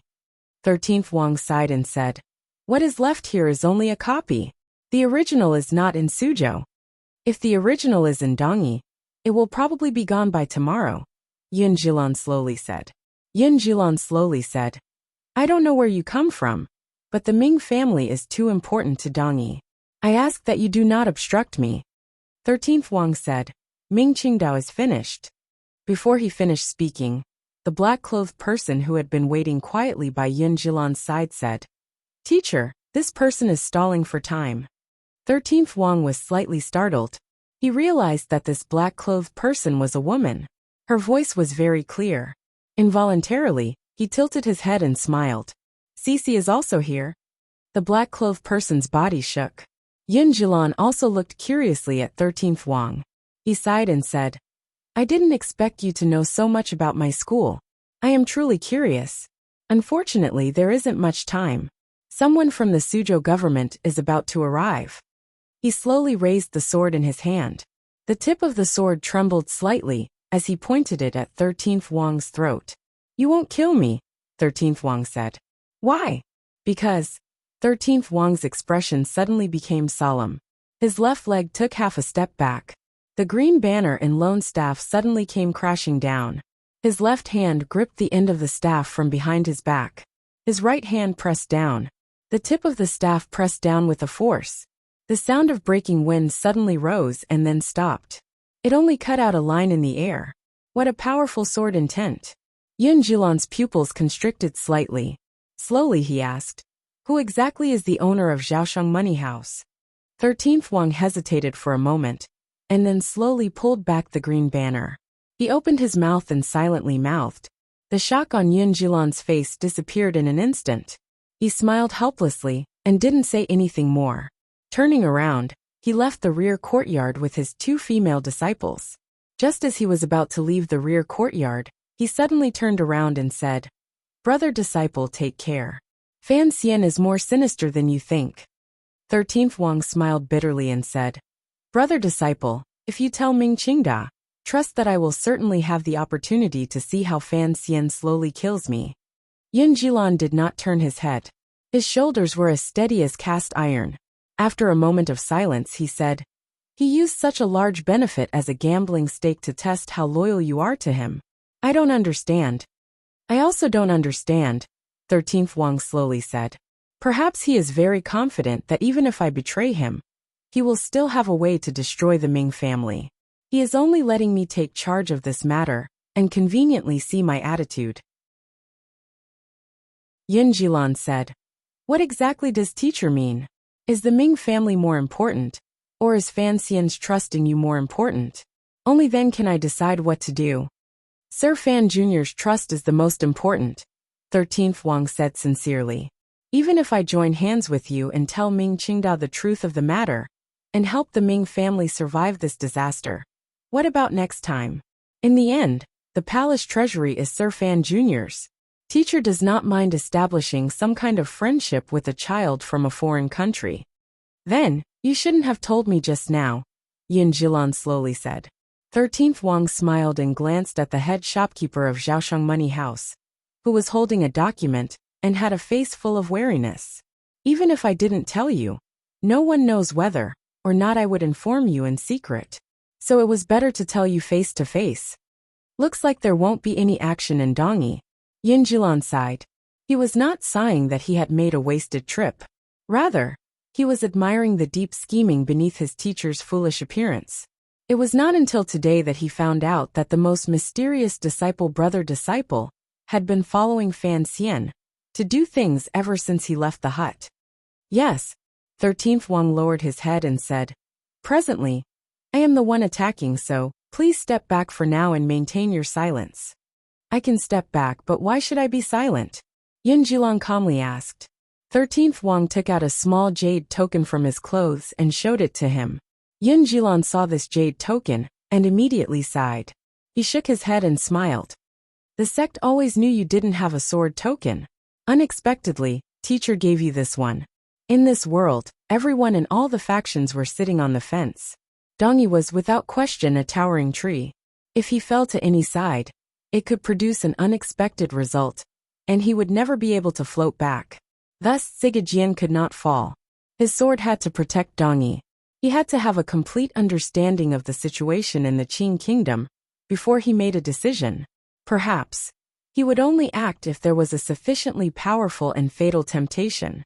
Because of Fan Xian's sudden rise, he had to show sufficient sincerity on Fan Xian's side. Part of his attitude was 13th Wang. He had also reserved a portion of his attitude on the eldest princess's side, such as Yin Jilan. Only by doing this would he be able to obtain a corresponding benefit regardless of which side won within the Qing kingdom. This was grasping with both hands. Both hands had to be strong. Tonight's surprise attack on Jiaoshang Money House had caused Sigajian's two hands to clasp together and begin to compete. Probably even this great grandmaster had not expected this situation. Fan Xian had attacked first, so Yin Zhulan could only retreat. However, he didn't need to remain silent. He could tell Ming Qingdao the truth and have him reject Jiaoshang Money House's investment. However, he had seen his teacher's sword token, so he understood which side the great grandmaster was leaning toward in the current situation. Jiaoshang Money House was completely silent. The faint smell of blood came from the front yard. The face of the head shopkeeper of the money house, who had been on guard earlier, had long recovered its calm and warmth. He bowed solemnly to 13th Wang, who was holding the green banner in a daze, and respectfully said, "Congratulations, Sir 13th, on passing." 13th Wang tilted his head in a daze. A moment later, he sighed and said, "The hearts of humans are truly complicated. Teacher and Fan Xian are truly two very interesting people." Out of habit, Ming Qingdao once again turned his gaze to the trees outside the high walls of Ming Garden. He felt a bit desolate in his heart. Winter had clearly ended, and the spring wind had already brushed his face. How could the green and tender branches that had sprouted a few days ago be frozen to death again? He knew that the situation placed in front of him and his family was like a harsh winter. The Ming family had a century-old foundation. How could it be played to death so easily? However, ever since they had become royal merchants that distributed palace treasury products, the Ming family had earned a lot and sunk too deep. They could not pull themselves out. Gradually, it became a place for the various powers in the court to wrestle. No matter how strong the merchants were, how could they stand up to the court's tricks?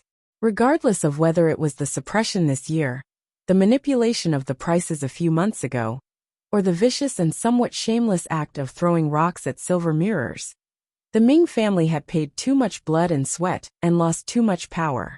The entire family business was becoming more and more difficult to operate. If he could escape, the Ming family could still survive. However, he could not escape, so he needed to solve the problem. The most pressing problem placed in front of the Ming family was the lack of cash flow, and a serious lack of cash flow. To solve this problem, they needed outside support. However, Taiping Money House was not a bottomless pit. It could not forever give blood to the Ming family. It was said that there were already people in Dongyi who were raising objections. As for that damned Jiaoshang Money House, Ming Qingdao furrowed his brows and began to cough. He coughed until there was a tearing pain in his chest. If Jiaoshang Money House did not want 30% of the Ming family's shares, and had enough bargaining chips in their hands, Ming Qingdao would not have made such an irrational reaction. He was even willing to enter into a deeper level of cooperation with Jiaoshang Money House. After this storm, they could join hands and earn all the silver in the world. But he wanted his family property? This touched Ming Qingdao's bottom line. This was the family property he had obtained by kneeling down to kill his mother and begging for glory. How could he hand it over with both hands for 4 million liang of silver? However, the current Ming family indeed could not pull out the silver to pay back this 4 million liang of silver. Even if Jiaoshang Money House used a shallow price to pay off the contract, Ming Qingdao still could not take out close to 3 million liang of silver. He coughed even harder. A glimmer of gloominess, loss and submission flashed through his eyes. Yin Zhulan once again took his people and left. However, last time, this great swordsman had been injured by the Overwatch Council. This time he had left confidently. The difference between the two made Ming Qingdao smell a great danger. The night before, although many people had died in Jiaoshang Money House, the account books and promissory notes had not been stolen. There was no movement in the operations in Dongyi. On the contrary, the Jiangnan Road Yamen had rushed to take over the Jiaoshang Money House murder case and stationed heavy guards. At the same time, the Ming family's private soldiers were all closely watched by the provincial soldiers of the Jiangnan Road governor, Shueqing. Ming Qingdao knew that he could no longer use thunderous methods. Being watched by the court, he could only think of a way through business.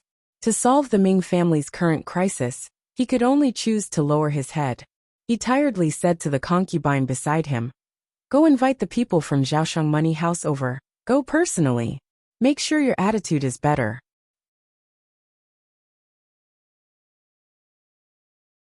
Chapter 496.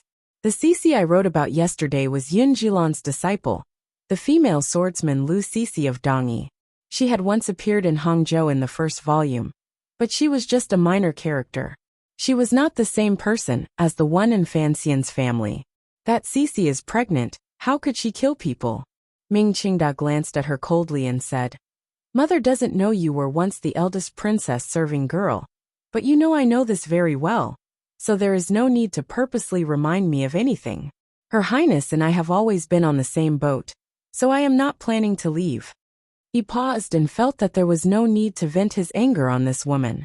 He shook his head and said, "The letter has long been sent to the palace. The eldest princess will certainly have a way to delay Fan Xian's hand. If the eldest princess had free time, of course, she would have enough schemes and arguments in court to delay the Overwatch Council's advance on the Ming family. The problem was, everyone was actually very busy right now. The head shopkeeper of Zhaosheng Money House sat coldly in the luxurious flower hall in Ming Garden. The tea by his hand had not been touched. His right hand was wrapped in bandages. No one knew if he had been injured in the battle the night before. That was then and this was now. The day before yesterday, Zhaosheng Money House had taken the initiative to discuss business with the Ming family. Today, after the Ming family's secret attack was ineffective, they had helplessly taken the initiative to ask. Thus, the attitude of this head shopkeeper was clearly different. Ming Qingda secretly watched the other party's expression from the back. He thought that although this head shopkeeper was angry, he still came.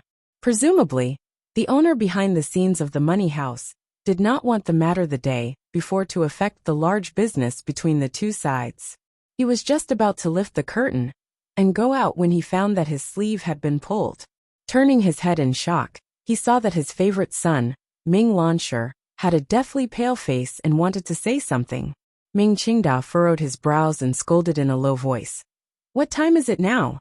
If you have something to say, then say it." Ming Lansher glanced into the hall, and his expression became even uglier.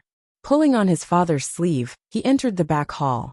Without another word, he knelt down with a thud in front of him. "I am unfilial, please father, kill me." Ming Lansher gathered his courage and raised his head. "We must not let Zhaosheng Money House use the transferred silver to exchange for shares." Ming Qingda was silent for a moment. He then slowly opened his lips and asked, "What exactly happened?" Ming Lansher lowered his head in shame and said, "I privately transferred a batch of silver to Zhaosheng Money House. I used half of the shares in my hands as collateral." Ming Qingda sucked in a breath of cold air.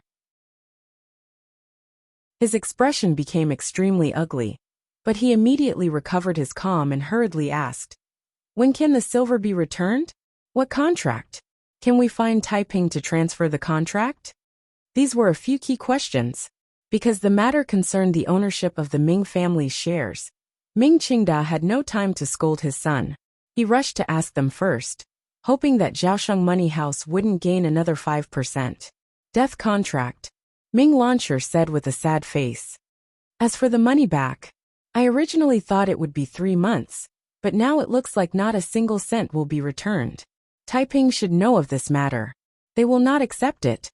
The Ming family had been in the wind and rain for a year. Fan Xian had relied on the production of the palace treasury to choke them until they could barely breathe. The young master of the Ming family was just as he had said to his father that day. He had always thought that he should adjust the general direction of the Ming family's business. Only by doing this could they not forever be toyed with by Fan Xian. Because of Ming Qingda's insistence, Ming Lansher could only secretly carry out his own experiments.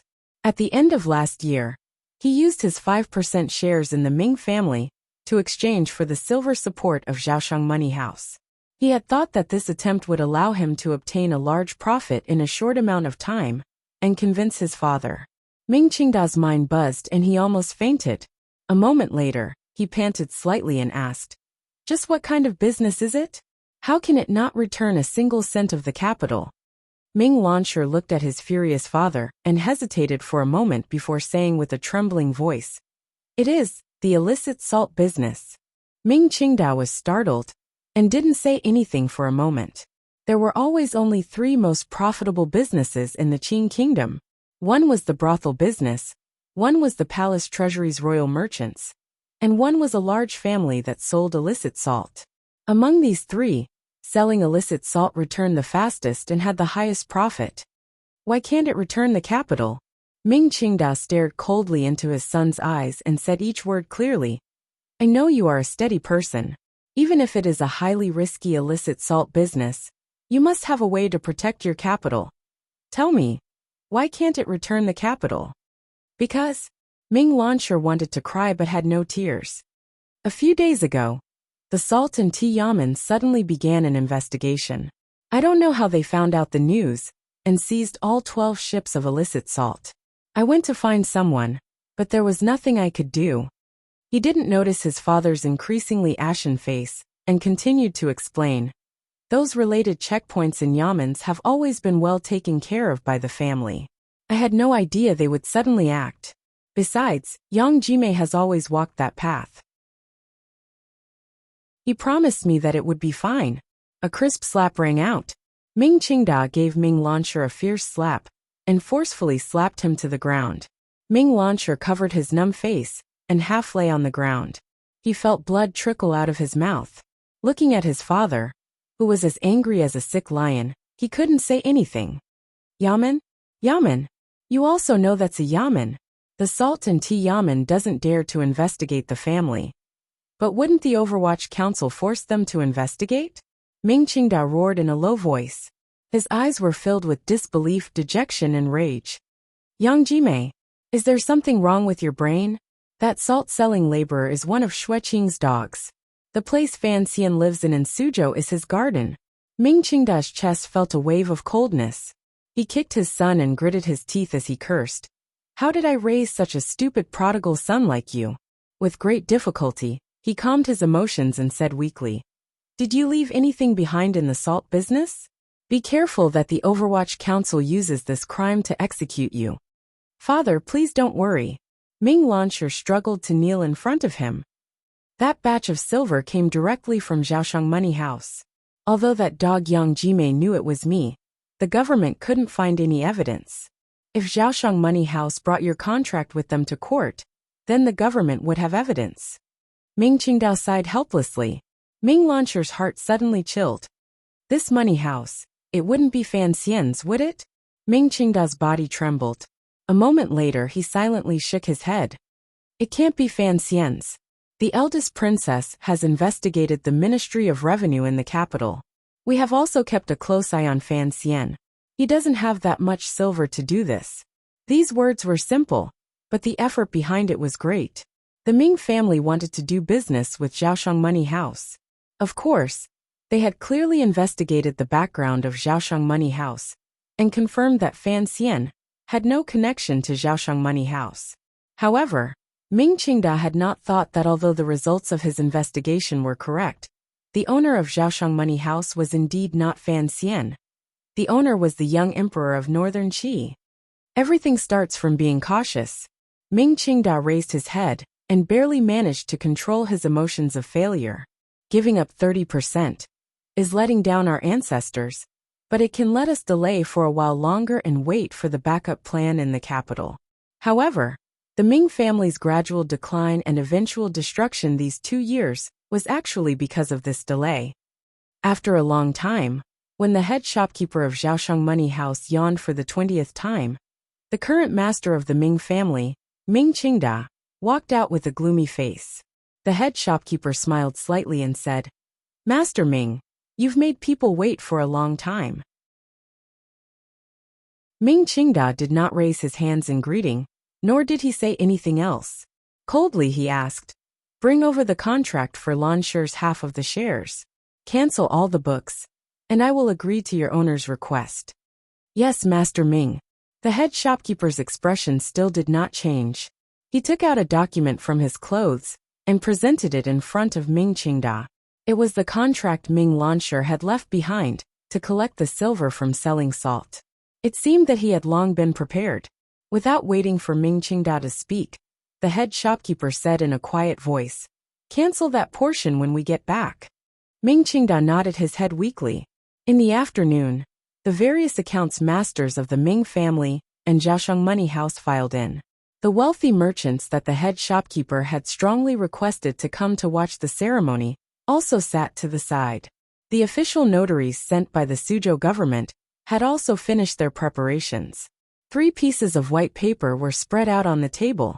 An ink brush danced in the air. In a flash, 3 debt transfer documents were written. The wealthy merchants of the Suanxiong family and the elderly people in Suzhou, who were watching from the side, looked for a while before they understood what was written. They couldn't help but repeatedly suck in a breath of cold air, with an unspeakable shock. Jiaosheng Money House invested in the Ming family 30% of the shares. Although the major figures in Jiangnan had long seen the Ming family's predicament, no one had expected that the Ming family, which was as rich as a country, would be in such a difficult situation. It could not be said to be at the end of the line, but to use 4 million liang of borrowed silver to exchange for 30% of the Ming family's shares? The merchants pondered it for a while, and remembered that the Ming family's current predicament was mainly focused on cash flow, so they immediately understood this point. On the contrary, they felt that Jiaosheng Money House's asking price was very fair. Ming Qingda raised his brush, and was silent for a moment. Without any pretense, he calmly signed his name, and pressed his fingerprint on it. Everyone watched this scene silently.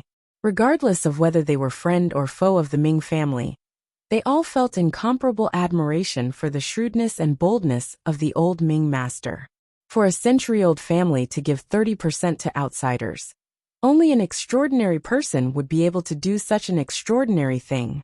The person representing Jiaosheng Money House to sign and press his fingerprint was a young man. A young man with a pretty face who stood behind the head shopkeeper of the money house the entire time. No one had noticed his existence. It was not until now that they all came to their senses and cast strange gazes, thinking, was the mysterious owner of Jiaosheng Money House this unknown young man? Ming Qingda finally furrowed his brows and said, "So, you are the owner of the money house. Forgive me for my rudeness the other day." It was no wonder he couldn't see it. 13th Wang's carefree and relaxed aura truly did not seem like an ambitious and ruthless figure in the business world. There wasn't even a glimmer of the feeling of someone in a superior position. 13th Wang was slightly startled. He didn't know whether or not he should admit it. He didn't know whether or not Fan Xian would remain behind the scenes. At this moment, there was a clamor at the door of Ming Garden. Immediately after, there was the sound of the middle door opening. Immediately after, the second door opened again, and the third door opened. The clamor traveled directly into the hall where the signing was being done. The hurried footsteps came quickly, even faster than the sound of the singing. They carried a glimmer of dominance and arrogance. Ming Qingda furrowed his brows tightly and gazed out of the hall. He didn't know who had come. The footsteps were light and fast. The owner of the footsteps was in an unusually light mood. Fan Xian, dressed in the black robes of the Overwatch Council, stepped over the long threshold and walked in.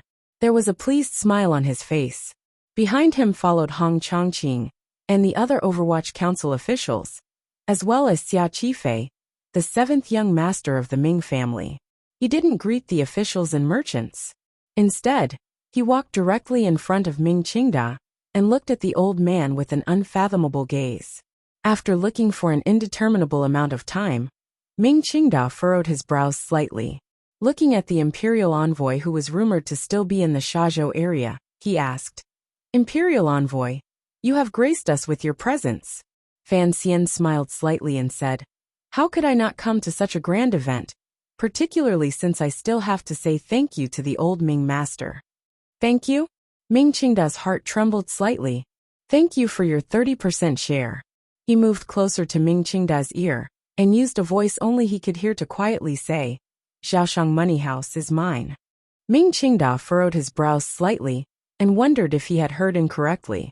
Fan Xian looked at the documents on the table, where the ink had not yet dried. A happy smile bloomed at the corners of his lips. He had painstakingly planned for a year and endured silently for a year. Finally, he had seen results today. How could he not be happy? Although he knew that revealing his identity would make it impossible for Zhaoshang Money House to hide from the eyes of the court, this was something that would happen sooner or later. He also needed to use this limelight to let the little Northern Qi emperor earn enough and stop. Although under the emperor's gaze, Fan Xian might have to bear a loss of over 1,000,000 liang of silver, he did not care about this. The Ming family that had roamed Jiangnan for 100 years, dominated the court and the Jianghu, and controlled the lives and deaths of countless commoners, had changed owners today. How could Fan Xian miss such a grand show? Spending 1,000,000 liang of silver to buy a theater ticket, to be able to see this scene with his own eyes was truly worth it. He looked at Ming Qingda, whose expression changed endlessly. He narrowed his eyes and thought naughtily that if the old Ming master suddenly fainted, then this theater ticket would be even more worth it. It was as if the heavens had heard his thoughts. Ming Qingda looked at the head shopkeeper of Zhaoshang Money House, standing behind Fan Xian, and watched as the young man handed the contract into Fan Xian's hand. He finally understood everything. However, he still could not understand. The Ministry of Revenue could not have emptied the national treasury. Where did Fan Xian get so much silver to start a money house? Ming Qingda's entire body trembled. His eyes were slightly red. His throat made a gurgling sound, but he could not speak. His blood and qi attacked his heart. His body straightened and then collapsed.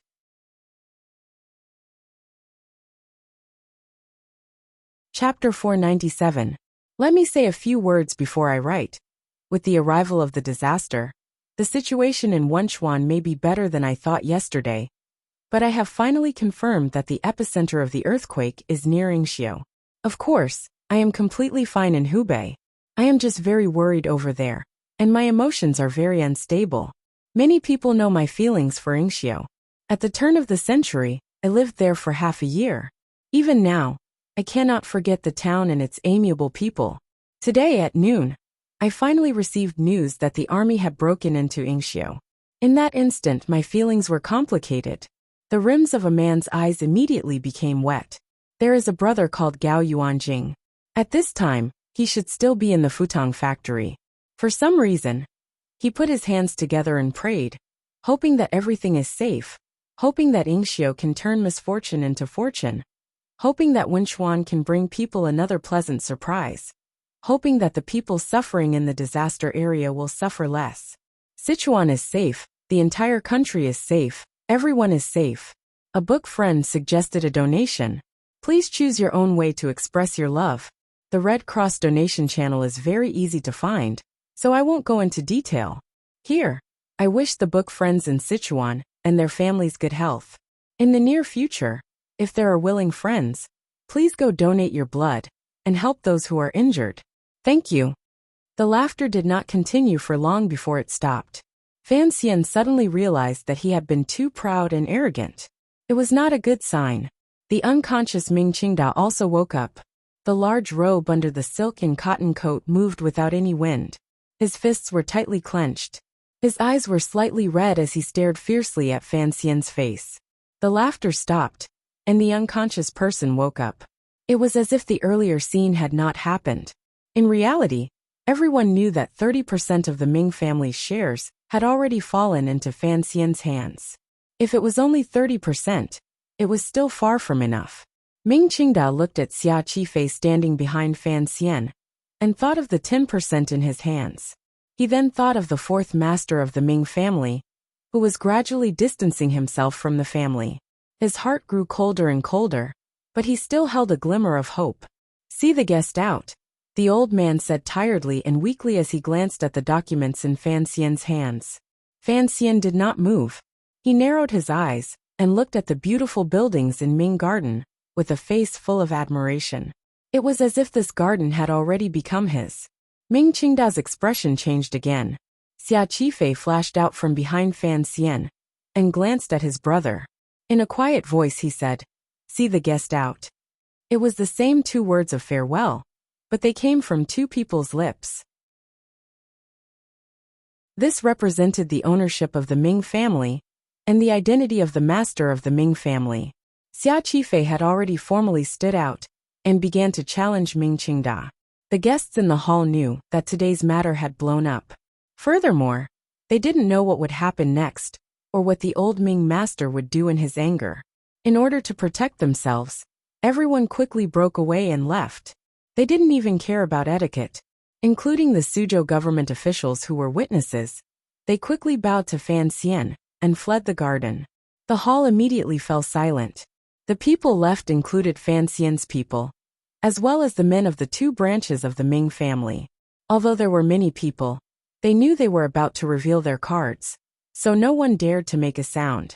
Ming Qingda glanced at Fan Xian coldly and took out a contract from his clothes. He slowly tore it apart. "Why don't you be shameless and take Launcher's 5% share as well?" Fan Xian glanced at him and shook his head. "I am an official of the court, not a merchant.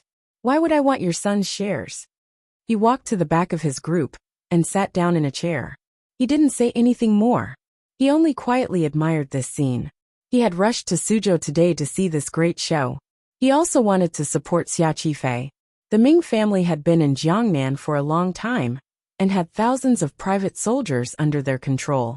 If they really wanted to do something big, Xia Qifei's Jiangnan water bandits might not be able to stand up to them.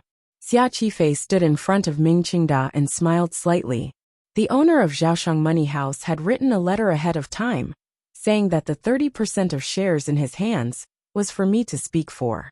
Last year, the Suzhou government ordered you to compensate me according to your discretion. You were generous and gifted me 10% of the shares. I am eternally grateful. In the future, when you die in Ming Garden, I will definitely serve you with all my heart. With his son's support, Ming Qingda barely managed to stand in the hall. He glanced at the Ming clan men behind him, and a wretched smile rose to his face. Looks like a number of people have secretly thrown themselves to your side. Otherwise, you wouldn't speak with such confidence. Speaking of which, during this year, the Ming family's energy has been used to deal with Sir Fan Jr. and neglected you. After these words were said, the expressions of the Ming clan men were complicated.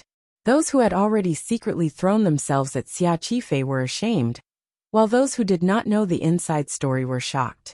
Only the fourth Ming master looked at the sky with an indescribable indifference. Ming Qingda took a deep breath. His face appeared incomparably old. He knew that since the other party dared to steal the position of master of the Ming family, he must have complete confidence. However, he still held on to the thought of a final struggle.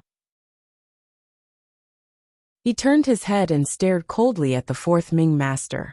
Enunciating each word, he said, "You also gave him the shares?" "A wise man submits to circumstances," the fourth Ming master slowly said. Ming Qingda laughed wretchedly 3 times and pointed at his nose as he scolded. "Idiot! The death of the Ming family is all because of you. I want to see how you meet the ancestors of the Ming family after you die, and how you will face your mother in a moment." The fourth Ming master trembled slightly and immediately smiled coldly. His smile appeared very vicious. "Big brother, I don't have the face to meet? Last year, I was captured and thrown into the Suzhou government prison. It's fine that you didn't have people come to rescue me, but you actually sent people to assassinate me. Do you have the face to meet such a brother?" Ming Qingda stared into his eyes and said, "At the time, the situation had to be like this. I understand." The fourth Ming master smiled crazily. "You want the Jiangnan aristocrats to sympathize with the Ming family, so you want me to die in prison. But have you thought about it? I am also a son of the Ming family. Why should I die? Why don't you go and die? Why don't you go and die?" Ming Qingda's entire body trembled. He turned his head and roared at Xia Qifei in a sharp voice. "Show all your cards.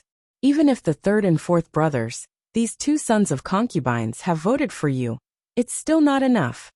Xia Qifei glanced at him and slowly opened his mouth to say, "Zhaoshang Money House has more than 30%. More than 30%. Yes," Xia Qifei calmly said. "You know how much silver the 6th Ming master has owed outside these years. He is the matriarch's favorite youngest son. You have always been afraid of him, so you have been very stingy with his use and strictly forbade him from meddling with the family property. However, he is playful, and is someone who likes to use silver. So he could only stretch out his hand to borrow from outside. He doesn't have any property, so he could only use the shares the matriarch left him as collateral. 6. Ming Qingdao's eyes widened. He had never thought that the key to the change in ownership of the Ming family would come from his own younger brother. He turned his head in shock and looked at the terrified sixth master in the crowd, who kept retreating backward. In a daze he said, "Sixth, are you crazy?" At this moment, the sixth master's face was mournful. He half curled up and hid behind the crowd, avoiding his elder brother's murderous gaze. Under Ming Qingda's accumulated might as the master of the family, the men in the family were all scared half a step back by his murderous gaze. It's not that he's crazy, it's that everyone in the Ming family has gone crazy, Xia Qifei said coldly. Xia Qifei said coldly, "Look at this garden. The people inside all have their own thoughts, and are full of evil tricks. Including me. Everyone with the surname Ming is born with selfishness and indifference. When disaster strikes, who would remember this surname? When all is said and done, the cause of the Ming family's defeat is still you. You guard against everyone in the family, yet you blindly retreat to outside pressure. How can you not lose when you do things like this?" There was silence in the hall. Ming Qingdao suddenly laughed, but his laughter was filled with unspeakable despair and anger. He pointed at Xia Qifei and said, "Do you think that just because you have more than 50% of the shares, you can speak in the Ming family? Don't forget, there are shares in the palace and military shares in the Ming family property. What you can control is still not enough." Fan Xian, who had been silent for a long time, finally opened his mouth and quietly said, "Those are dry shares." The two words "dry shares" made the situation clear. Fan Xian looked at Ming Qingda, who was about to sink into a state of madness, and said, "Can shares that are not on the books be openly taken out to fight a lawsuit?" Ming Qingda stared at Fan Xian's hateful and beautiful face and said, "Sir Fan Jr., do you really dare to take the eldest princess and old Qin master's shares?" Fan Xian stood up and tilted his head slightly. He thought for a moment, and then smiled warmly. "If I don't dare to take it, then what am I doing here today?" In a quiet and secluded little courtyard in Ming Garden, Ming Qingda sat alone in front of a desk. His face no longer had much luster. It was like a copper lamp that had been boiled dry of oil. He was unspeakably haggard. This afternoon, Xia Qifei had used the shares in his hands to chase him down from his position as the master of the Ming family. At the same time, under the double notarization, or surveillance, of Jiangnan Road and the Overwatch Council, all of the account books had been sealed. All of the people in the garden had been completely changed. The previous master of the Ming family, Ming Qingda, who had endured silently for a year, could not even send out his orders. Although it had only been half a day, he knew that once he sank into this situation, it was only a matter of time before he was forgotten by the people of the Ming family and Jiangnan. Why does Fan Xian dare to do this? The old man could not understand it no matter how he thought about it.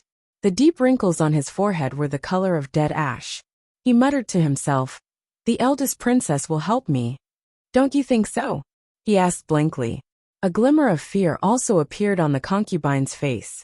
She had originally been the eldest princess' personal serving girl, and had been sent to the Jiangnan Ming family. One reason was to monitor, and the other was to be in charge of communication.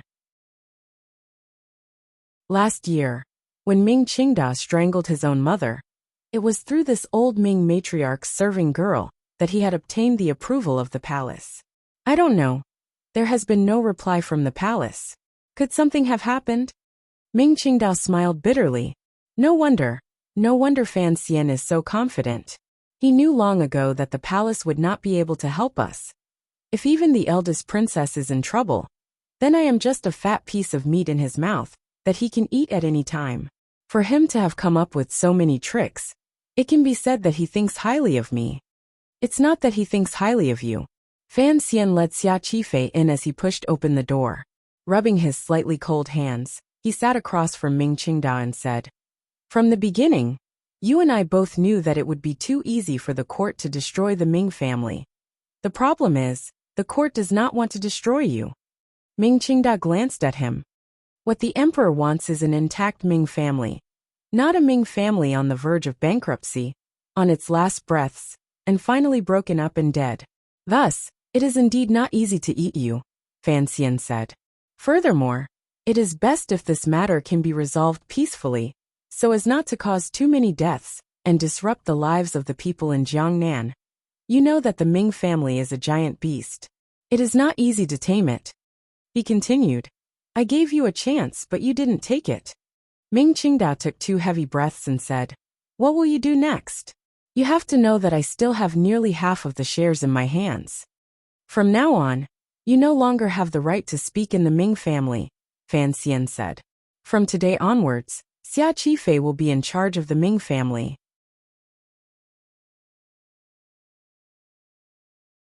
Chapter 498. Life has to continue.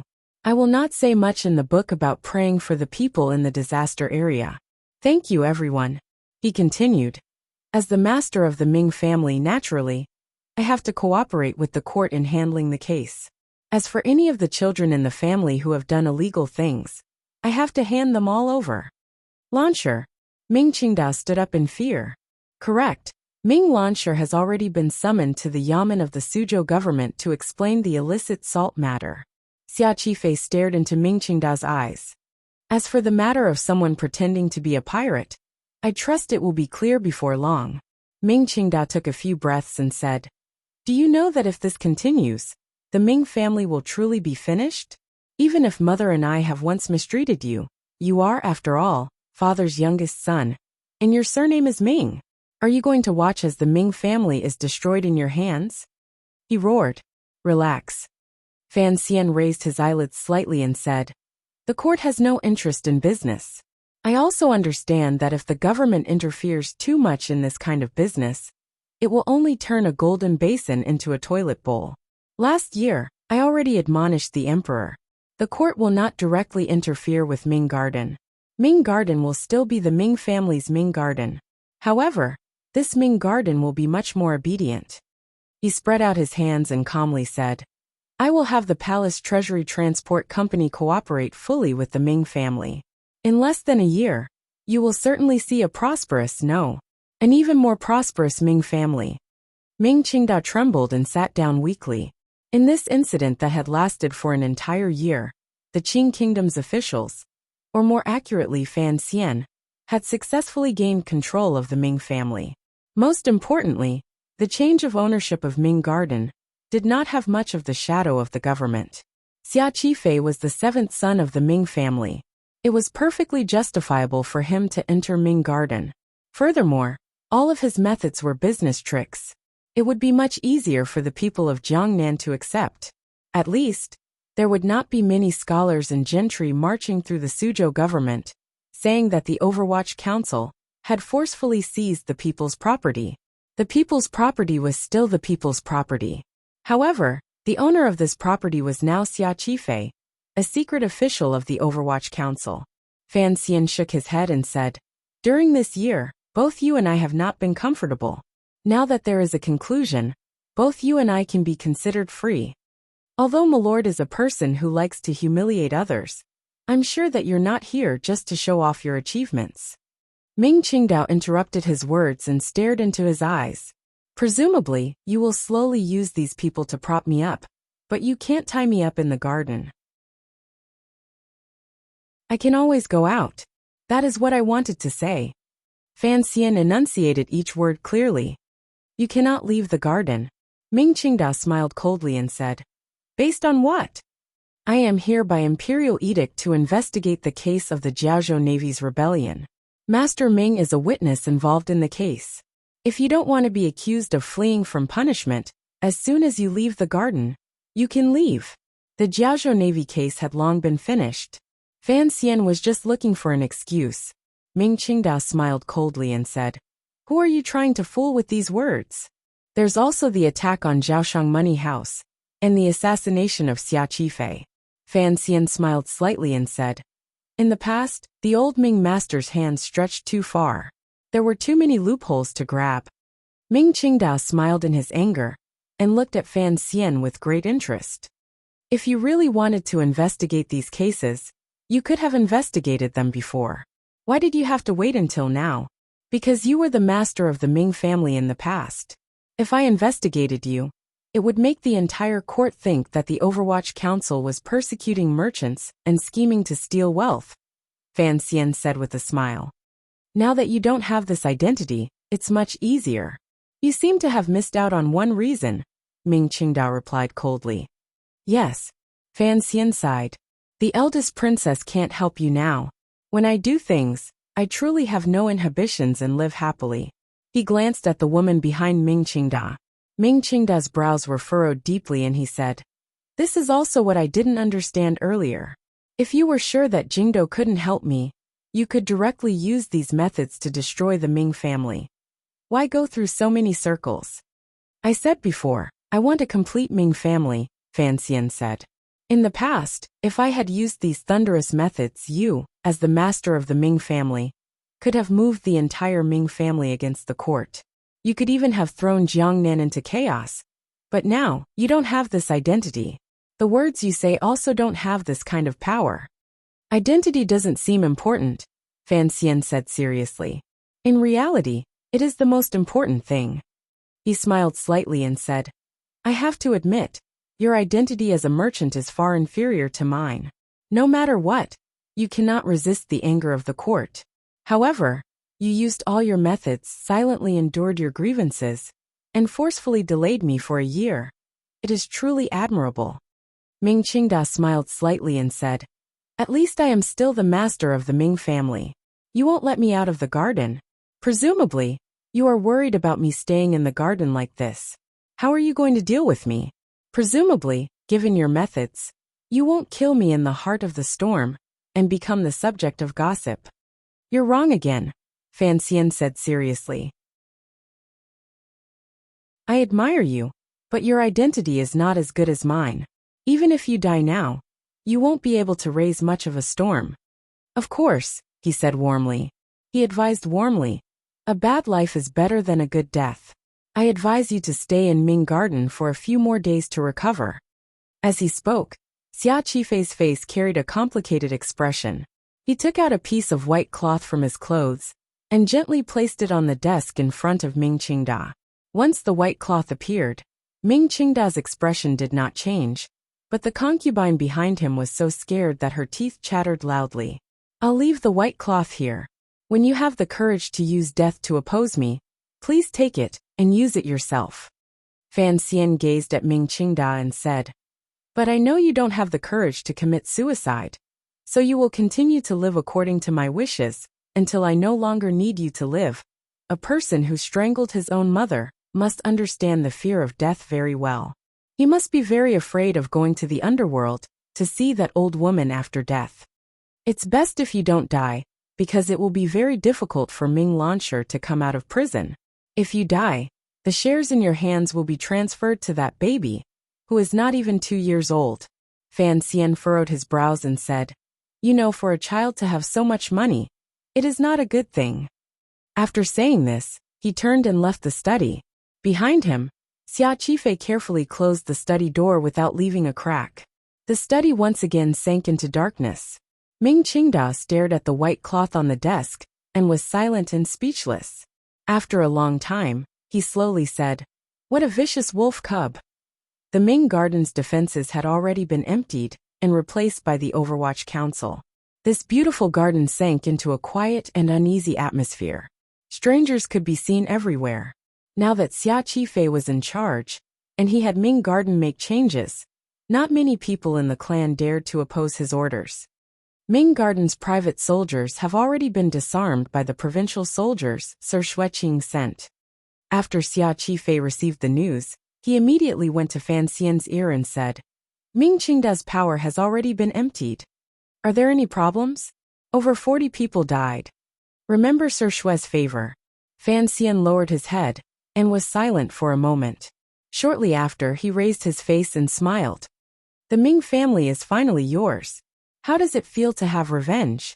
Xia Qifei lowered his head and respectfully said, The Ming family is yours. Fan Xian shook his head in disapproval.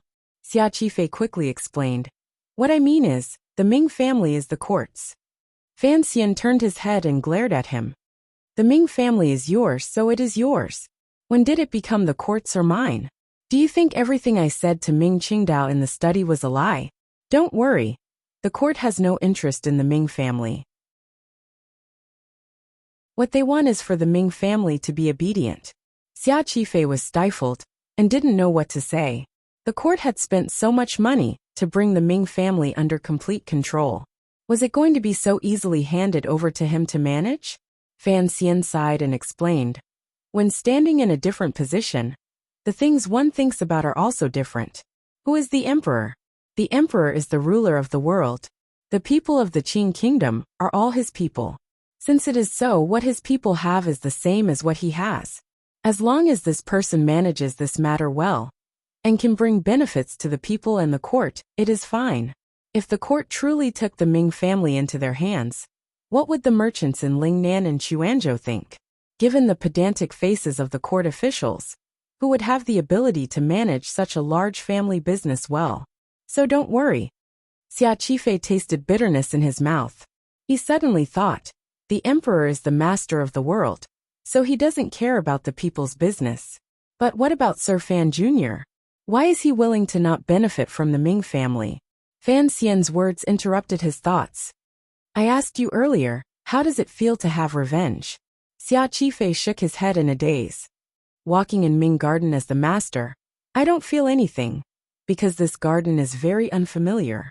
I always thought that after growing up here when I was young, if I came back and regained power, I would be very happy. But for some reason, I just can't feel too happy. That's how it is for revenge. Fan Xian paused for a moment and then said, once a great hatred is avenged, you will feel that things are very boring. Xia Qifei suddenly thought of something and carefully asked, actually, my thoughts are similar to Ming Qingdao's. Looking at what happened today, and looking at your arrangements this year, it seems you have been too careful. Peaceful evolution has always been a long process. Fan Xian smiled and said, stability is more important than everything. A peaceful transition is the right path. I am only running errands for the emperor. The emperor has requested that there be no bloodshed, so I can only do so. He then smiled bitterly and said, besides, in the past, Ming Qingdao had the help of the eldest princess and princes, as well as the support of the military. How could I be as impudent as I am now? Speaking of the eldest princess, Xia Qifei furrowed his brows and asked, what exactly do we do with that percentage of shares? Wipe it all off.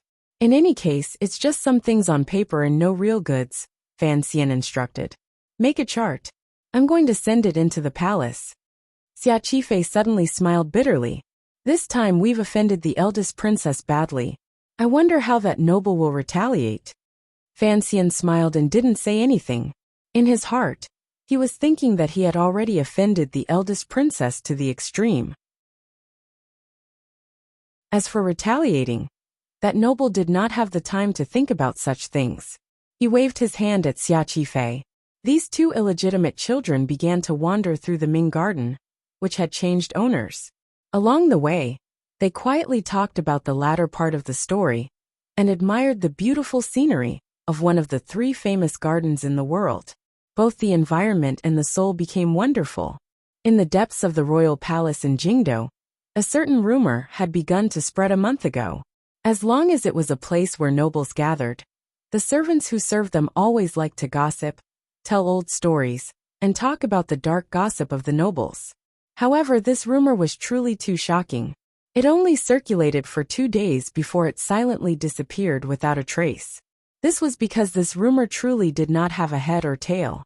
No one knew where it had come from, and there was no evidence. Furthermore, although the eunuchs and serving girls had cheap mouths, it did not mean they were brainless. They knew that if it continued to spread and reach the ears of the nobles, then their little lives would certainly be gone. Rumors and gossip were a necessary ingredient in the life of the royal palace. Most of them would disappear into people's memories. No matter how sensational a topic was, without a follow-up explosion, it could not maintain its freshness for too long. The number 1 topic of the year in the royal palace also naturally disappeared like this. However, some people did not forget. particularly the most suspicious and sensitive people. On a certain night, they were still discussing this topic. Eunuch Yao quietly said, "The little bastards' mouths are all very cheap. I know what to do."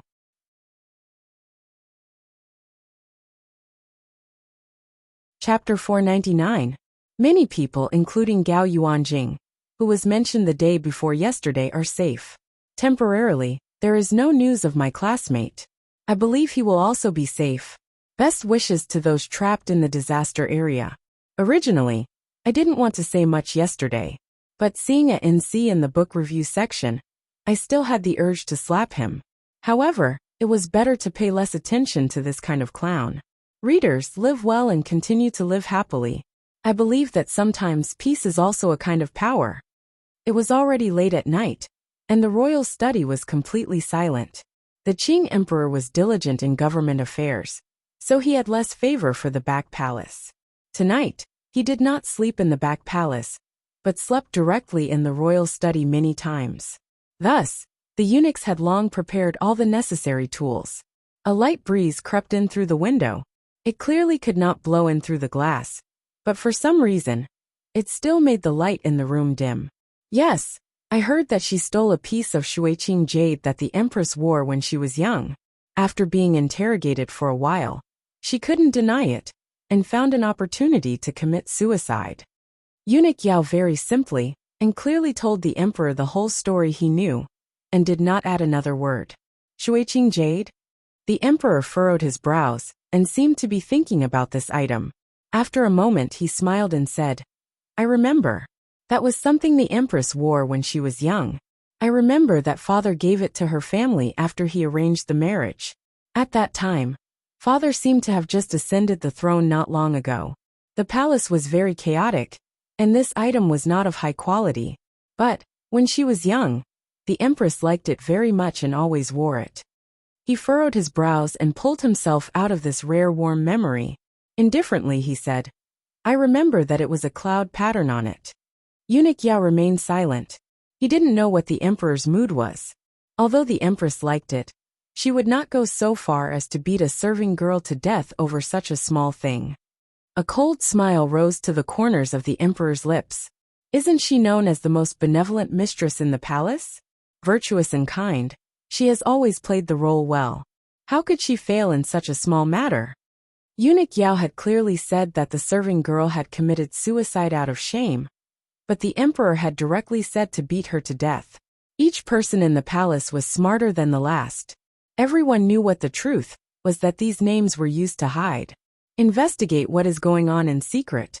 The emperor picked up the memorial again and regained his composure. The royal palace had long recovered its seemingly eternal peace. No one would have thought that Eunuch Yao was leading a few old eunuchs to investigate something in secret. However, the emperor did not seem to pay too much attention to this matter, and did not ask for follow-up news for several days. Another night, Eunuch Yao respectfully reported, "There is no problem with the palace maid's death." The emperor nodded and said, "I know." However, on the afternoon before the incident, the serving girl went to Guangxin Palace to deliver a roll of embroidered cloth. The day before, the batch of foreign cloth the empress had requested from Dongyi arrived. As usual, it was delivered to the various palaces the next day. There was nothing strange, Eunuch Yao added. The emperor slowly withdrew his gaze from the memorial. He glanced at him, and then lowered it again. "I understand. The crown prince was in Guangxin Palace at the time." Eunuch Yao's head was as low as it could get. The emperor gently placed the memorial on the table, and seemed to be deep in thought. He didn't say the words, "I understand." He directly ordered, "Have Hongzhu come over." Hongzhu knelt in front of the emperor's low couch. His face was ashen, and his legs were trembling. Even the cotton robe in front of him was shaking with layers of ripples. He was not faking it. He was truly terrified. He had thought that the clue that Sir Fan Jr. had arranged was buried very deeply, and seemed to have nothing to do with him. He should be able to get far away from this matter. He had not expected that he would be kneeling in front of the emperor in the middle of the night. The emperor didn't look at him directly and asked, "A serving girl died in the Eastern Palace?" "Yes." Hongzhu didn't hesitate at all. In order to show his magnanimity and sincerity, he did his best to compress his lungs, doing his best to make this reply as crisp as possible. However, the airflow was too strong. It made his voice break slightly and sounded very hoarse. The sound of his reply echoed in the royal study. It was somewhat ear-piercing and unpleasant to hear. The emperor furrowed his brows imperceptibly and said, "Lower your voice. Tell me what happened at the time." Hongzhu obediently told him how the empress remembered that piece of jade, how she began to investigate the palace, how she found the serving girl, who conducted the interrogation, and how the serving girl committed suicide. The emperor seemed to be listening carefully, but it also seemed like he didn't hear a single word. His gaze remained on the memorial. Casually he asked, "When the serving girl hit the pillar, did you see it with your own eyes?" "No." Hongzhu didn't hesitate in his reply. In the depths of his heart, he cried out that he was lucky. If the empress hadn't asked him to stay behind for other matters, he would not have agreed so naturally. The royal study sank into silence again. After a long time, the emperor suddenly raised his head and looked at Hongzhu with a not quite there smile. "Why are you so afraid today?" Hongzhu swallowed. His face naturally revealed an expression of fear and self-blame. He knelt on the ground and kowtowed as he said in a sorrowful voice, "I have failed your grace. I didn't report the news of the serving girl's suicide in time. I deserve to die." The emperor was startled. He smiled and scolded. "I told you to go to the Eastern Palace to serve the empress, not to be a secret agent. Of course, you didn't have to report such a small matter to me." Hongzhu nodded his head like he was pounding garlic, but he was thinking about something else in his heart. A year ago, he had been banished from the royal study to the Eastern Palace by the emperor, who had always favored him. In the eyes of outsiders, it was because Fan Xian had said bad things about him in front of the emperor. Only he knew that the emperor was only using this as an excuse to have him go to the Eastern Palace to be a gold medal spy. Furthermore, during this year, he had done well as a spy. He comforted his cowardice in his heart and forced himself to think that even the emperor didn't know who he truly belonged to. So what if he trembled a little? The emperor had been about to open his mouth to ask something, but he suddenly furrowed his brows and closed his mouth. Changing the subject, he said, "During this year in the Eastern Palace, how has the empress treated you?" "The empress treats her subordinates very generously. All the servants wholeheartedly accept her." Hongzhu's words were very artistic. The emperor smiled and said to himself in a very low voice, "For the sake of a piece of jade, a serving girl died. Is this considered generosity?" After Hongzhu left, Eunuch Yao stood quietly by the emperor's side, waiting for the emperor's edict. The emperor was silent for a long time. He then said, "Hongzhu did not lie. It seems that there was indeed nothing wrong with the serving girl's death, only," he smiled and said, "only there was nothing wrong with the process." Eunuch Yao's mind shook. He understood the emperor's meaning. Since the founding of Qing Kingdom, all kinds of strange deaths had happened in the royal palace countless times. No matter how shady a plot or blood it was, it could all be smeared with an open and honorable reason. However, often, when the reason was too sufficient and the process too natural, the death itself was worthy of suspicion. "There are some things that I do not believe. Don't remember them," the emperor said calmly. Eunuch Yao knelt down. "Have Eunuch Hong come?" In his hidden fear, Eunuch Yao did not hear the emperor's words clearly. He unconsciously replied, "Eunuch Hong went out just now." The emperor furrowed his brows and showed some displeasure. Eunuch Yao immediately woke up. Holding the front of his robe, he ran out the door. As he crossed the threshold, he almost fell. Ever since Fan Xian's 300 poems had caused a commotion at the banquet, which was also the first time an assassin had infiltrated the royal palace in nearly a decade, Eunuch Hong, who had stayed in the royal palace since the founding of the country, had become increasingly silent and low-key. He was only willing to bask in the sun outside Hongguang Palace every day. No one in the palace or court dared to underestimate him. On the contrary, because of his silence, they increasingly felt that this old eunuch was unfathomable. Even Hongzhu, the popular person in the palace, had his current position because of him. Even the Empress Dowager and Emperor, maintained a certain level of courtesy toward this old eunuch. Today the emperor directly called him by his name and said, "Hong Xiang, what do you think?" The last time the Qing emperor had called this old eunuch this way, it was to ask his opinion of Fan Xian. At that time, old eunuch Hong had replied that he thought Fan Xian was too fake. Only when it was important and needed eunuch Hong's opinion would the emperor seriously call him by his name. In the eyes of a bystander, perhaps this was a form of disrespect, but the emperor's intentions were exactly the opposite. He always thought that calling eunuch Hong, eunuch, would make him think of his hidden illness. Directly calling him by his name was more appropriate. Eunuch Hong's body swayed slightly. With a half-asleep and half-awake expression, he replied in a quiet voice, "Your Majesty, there are many things that don't depend on how you look.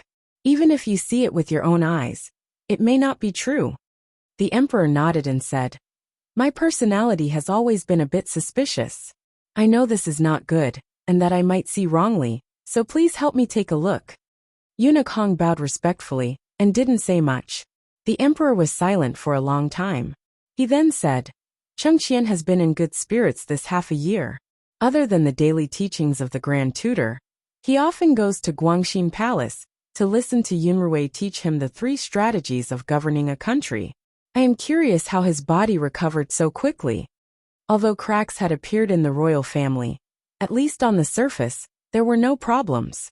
The emperor knew very well that his sister had studied the art of politics, so he usually did not object to the crown prince and eldest princess being too close. He had even secretly expressed his approval. However, "Sorry to trouble you." After the emperor said this, he didn't look at eunuch Hong again. Eunuch Hong slowly bowed his body and retreated. He slowly closed the door to the royal study and walked a distance away. Turning his head back to look at the light inside, he sighed in his heart and said to himself, "Since you know you are being suspicious, then in the end, why say you are curious? Your Majesty, you should change your personality. The future of Qing Kingdom is all in your hands." A few days later, a royal doctor suddenly fell ill and died. A few days later, a noble from a distant imperial relative's manor accidentally fell off his horse on an outing. A few days later, a fire suddenly broke out in Jingdo's famous Huichun Hall. A dozen people died. On the night of the fire, a wooden-faced eunuch Hong once again appeared in front of the emperor. In an old voice he reported, "I investigated the Imperial Academy of Medicine, and the royal doctor died. I investigated the imperial relative's manor, and the noble also died. I investigated the Huichun Hall, and Huichun Hall burned down." Tonight, the Qing emperor did not read through memorials. He listened carefully to eunuch Hong's report. After hearing these words, a strange smile flashed across the corners of his lips. Someone wants to hide something. Regardless of whether it is in the palace or in the capital, there are not many people who can be ahead of you in everything, the emperor calmly said. "I have always liked her methods." Eunuch Hong didn't say anything. The entire world knew about the eldest princess methods. However, she had not had a chance to show them these years. If these methods were used to help the emperor balance the court and point his sword at the world, of course, the emperor would like it. If they were used to destroy traces and deceive the emperor, of course, the emperor would not like it. Eunuch Hong took out a pill from his clothes and handed it over. "I only managed to get 1 pill." The emperor used his finger to gently play with it. With a little force, the pill completely shattered. A strange fragrance assailed his nostrils. His eyes were cold as he said, "It is indeed a good pill." Eunuch Hong calmly said, "It could be framing." "So, everything has to be seen with one's own eyes," the emperor said. "Rest first. No matter what happens in the end, don't tell mother." Eunuch Hong made a sound of acknowledgement and left. He knew that even with his status, there were still many things in the palace that he could not see. A light wind blew through the buildings in the royal palace. In a garden not far from Guangxin Palace, the yellow-robed Qing emperor flashed out from behind a tree. He lowered his head slightly and felt that it was strange. Hong Xiang had clearly made such a big ruckus.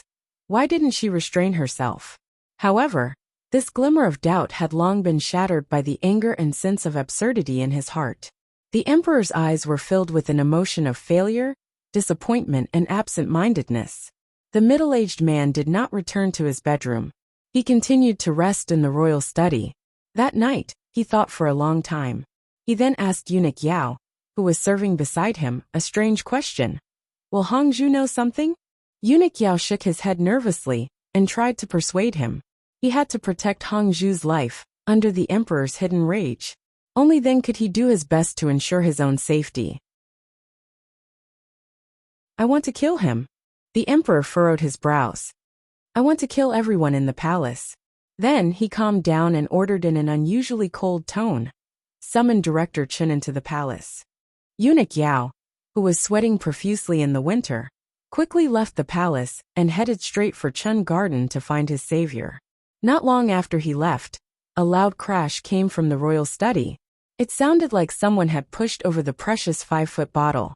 No one knew what could make the Qing emperor, whose expression would not change even if the mountains collapsed in front of him, do something so angry to vent his interest.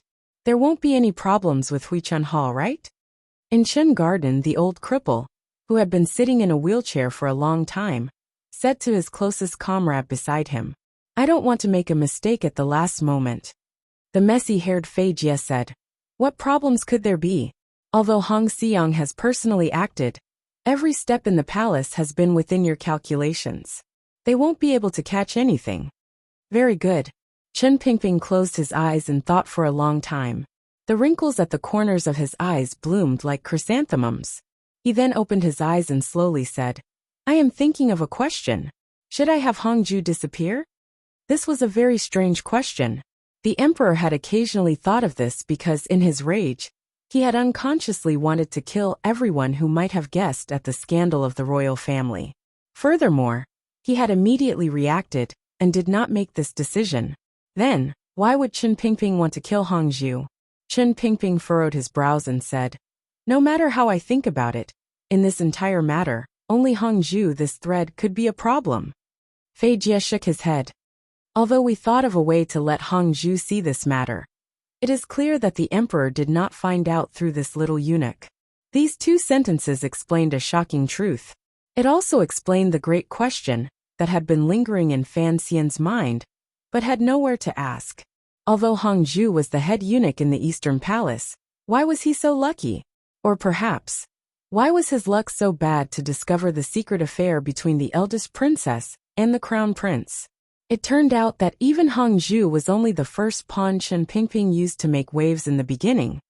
Precisely because of this, I feel that this little eunuch is difficult to see through. Chen Pingping furrowed his brows.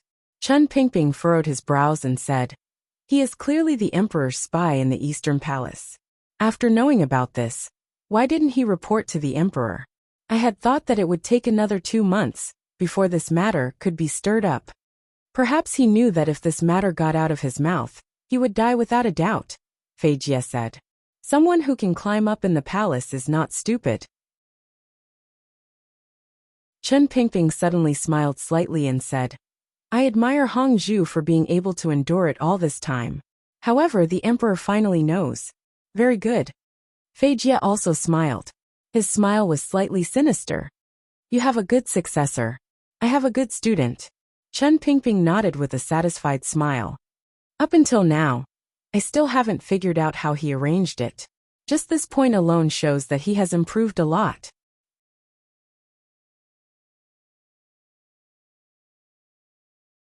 Chapter 500. Chen Pingping was silent for a moment. He then said, the emperor is a suspicious person. The method Fan Xian used cannot be said to be unintelligent, but the problem is that the emperor is suspicious. So for these easily seen points of suspicion, it will instead create deeper suspicions. Fei Jie glanced at him and said, that is why we have to help Fan Xian kill people and solidify these suspicions. Yes. Chen Pingping smiled slightly and said, the emperor is suspicious, so it is difficult for him to make a decision. After all these years, he is no longer the fierce general who dared to use 500 people to charge at the Northern Wei Iron Riders. Killing people to calm the emperor's heart, although it is crude, is good. Dead people can't speak, but the dead can tell the emperor what the emperor wants to know. Fei Jie coughed and said, "Although it is a bit troublesome to explain, I understand basically." Chen Pingping smiled. The emperor is suspicious and confident. Once he suspects something, he will only look to the evidence in front of him to find the part that can prove his suspicions. So, in the end, it is just the emperor deceiving his own eyes. Of course, from a certain point of view, this cannot be considered deceiving, because this is something that actually happened. As they spoke, faint voices came from outside Qin Garden. Chen Pingping and Fei Jie met each other's eyes. Chen Pingping said, "Looks like the palace's edict has arrived. Prepare to leave the capital." Fei Jie nodded and then asked, "Where is Hongzhu?" "Don't move for now." Chen Pingping furrowed his brows and thought for a moment. He then pushed the wheelchair toward the garden and said, "I keep on feeling that this little eunuch is not simple."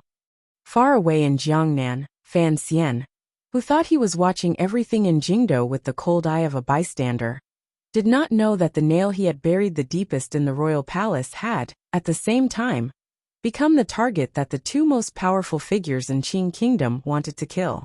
This only proved that he was not a god. Accurately speaking, this plan that had consumed the most of his energy, and was the most deeply hidden, still had many dangers that were completely outside of his calculations. If it was not for Hongzhu's good enough luck, by the time Fan Xian returned to the capital next time, he would probably not be able to find any news of that pimple-covered little eunuch in this world. He didn't know if there were gods in the temple, but there was certainly no one in this world who was a god. Even the northern Qi imperial advisor Ku He, whose realm was closest to that of a god, and the Qing emperor, whose power and state of mind were enough to make even a god jealous, were still mortals. Thus the Qing emperor, who had always appeared unfathomable, was now sitting in the long corridor of Taiji Palace. As he looked at the vast expanse of palaces in front of him, his gaze appeared lonely and disappointed, just like a normal middle-aged man. Beside the emperor was the black wheelchair. Chen Pingping lowered his head and gently stroked the wool blanket on his knees. He was silent. The ruler and minister were silent, calmly looking at the palace field in front of them. It was still the beginning of spring. There were no fallen leaves or flowers. The palace had been swept clean by the eunuchs, palace maids and servants. There was not a speck of dust. The dirt in the gaps between the stone slabs was flat, forming lines of modesty. At this time, it was already very late at night, but the lanterns in Taiji Palace still illuminated the palace field clearly. I was wrong. The emperor did not refer to himself as emperor today. He sighed and said, "I always thought that after 3 northern expeditions, western expeditions and southern expeditions, there was nothing in this world that I could not endure. Thus I could calmly watch all of this happen. However, when it truly happened, I found that I had overestimated my endurance." Chen Pingping glanced at him and quietly said, "This is a family matter. The ancients have said that it is difficult for even an upright official to resolve family matters. Your Majesty is no exception." Chen Pingping already knew exactly what had happened in the palace, but this old cripple did not purposely show any shock or fear. His attitude was very calm, as if this matter was not a big deal. This kind of attitude made the emperor's mood a little better. Yes, it was just a family matter that could not see the light of day. The emperor changed his way of addressing himself back, and smiled slightly. "In the past, you always said that you didn't want to participate in my family matters. But in the end, you still did. What do you think? Do you want to help me handle this matter?" Chen Pingping lowered his head even more and said, "Your Majesty has long made a brilliant decision. I only need to act according to the plan." The emperor was silent for a long time. He then slowly said, "A few months ago, I told you here that I was prepared to play with them. However, she is after all my favorite sister. Those little brats are after all my sons. Thus I have always found it hard to bear. Now even if I can't bear it, I have to act." Chen Pingping slowly raised his head. His expression did not change, but a strange emotion gradually filled the depths of his heart. In order to make the emperor make up his mind, he had already done so many things and waited for so long. Finally, he had waited for the moment the emperor opened his mouth. "You are outside the palace. I am inside." The Qing emperor slowly closed his eyes. That night, The 13 city gate guards in Jingdo received an order from the palace and an intelligence report approved by the Overwatch Council. The opening of the Jingdo city gates was delayed by an hour. The morning light shone brightly.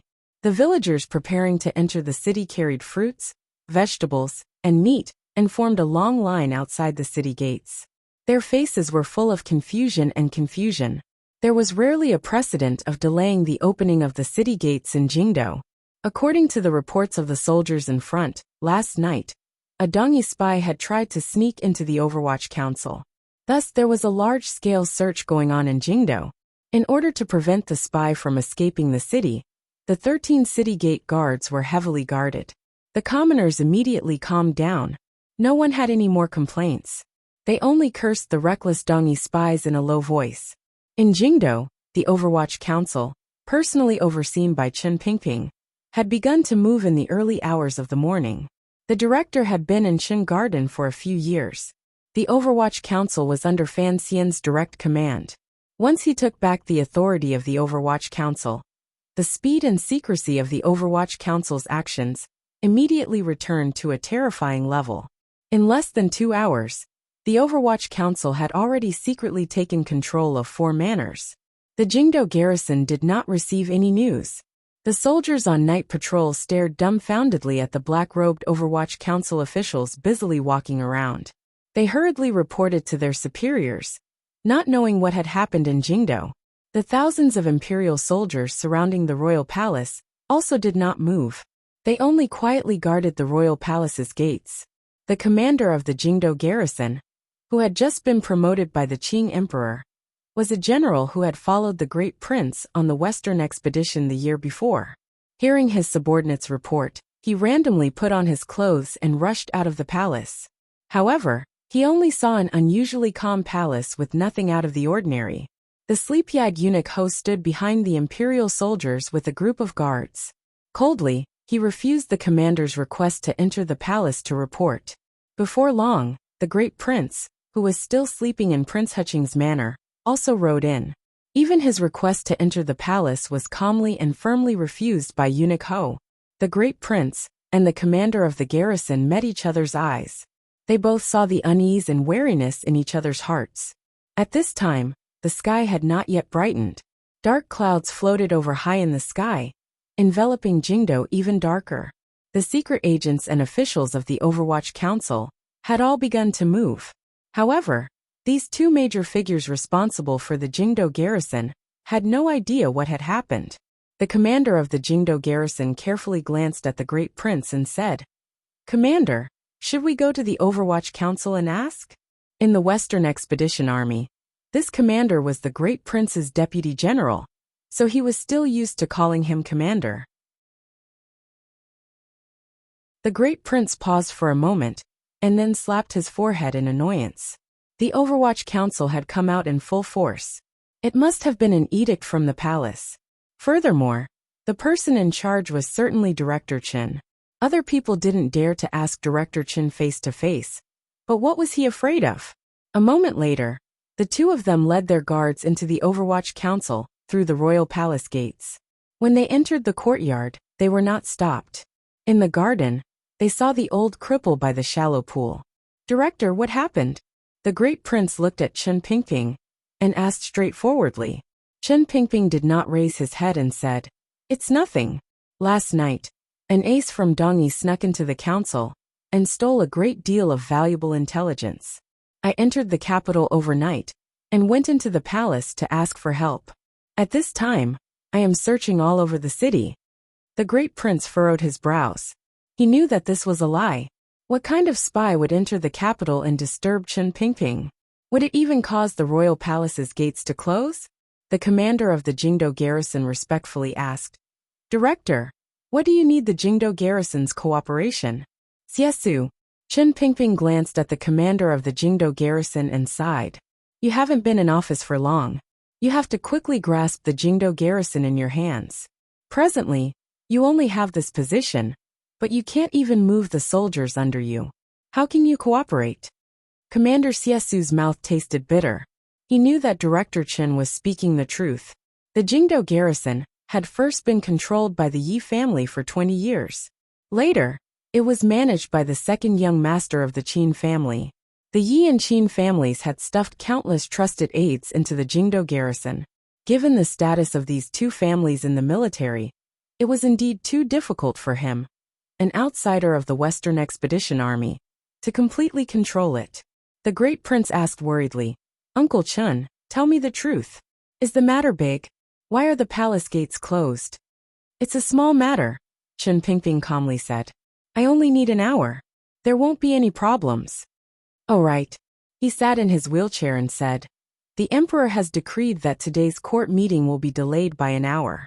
Go to the various manors to prevent Shu Wu and those old fellows waiting outside the palace for too long and cursing." Another hour passed. The great prince was deeply worried, but he knew that before the matter was over, Director Chun would not tell him the truth.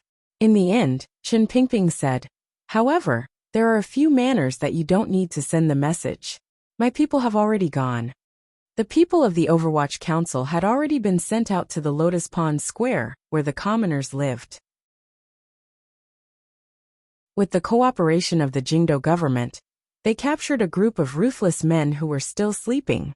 Although the Jianghu people did their best to resist, in the end, after paying the price of a dozen corpses, they had no choice but to lower their heads and be tied with black ropes.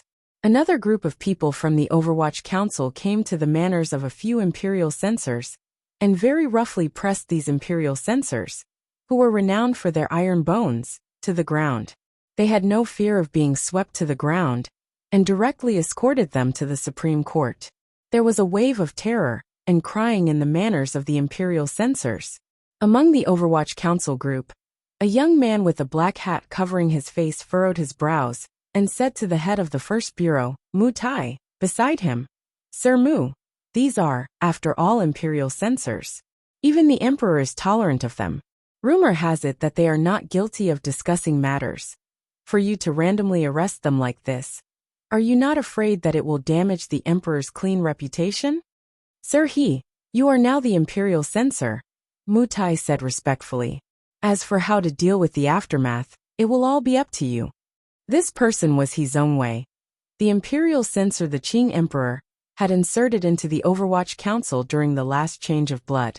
No one knew what Chun Pingping was thinking to have him follow the Overwatch Council and participate in the operation against the imperial censor. He Zhongwei huffed coldly. He knew that if he appeared after daybreak and cooperated with the Overwatch Council to throw this group of imperial censors into prison, his reputation would be completely ruined. However, he was also a clever person. He knew that the early morning operation was the palace's idea. He gradually realized that this was the only power the emperor could rely on to wipe out the eldest princess. Thus, he didn't dare have any objections. He was only confused. Jingdo had been peaceful for a while. Why would the emperor suddenly not tolerate the eldest princess? The third Overwatch Council group was currently in the Yin Manor. With a cold expression, Yin Bingyan held the council order in his hand and looked at Yin Hangshu kneeling in front of him. Slowly and firmly, he read out the crimes of the Minister of Appointments Yin Hangshu. Each and every one of them was a heinous crime that struck deeply into people's hearts. Yin Hangshu, whose clothes were disheveled, knelt on the ground. When he heard these charges, his body became weak. He knew that if it was not a critical moment, the emperor would not use these charges to punish him, a minister. Since these charges were thrown out, it meant that the emperor really wanted to kill him. Why?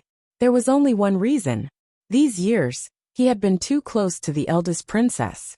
Yin Hangshu thought sorrowfully in his heart, but he still wailed in despair. "I want to see the emperor's order.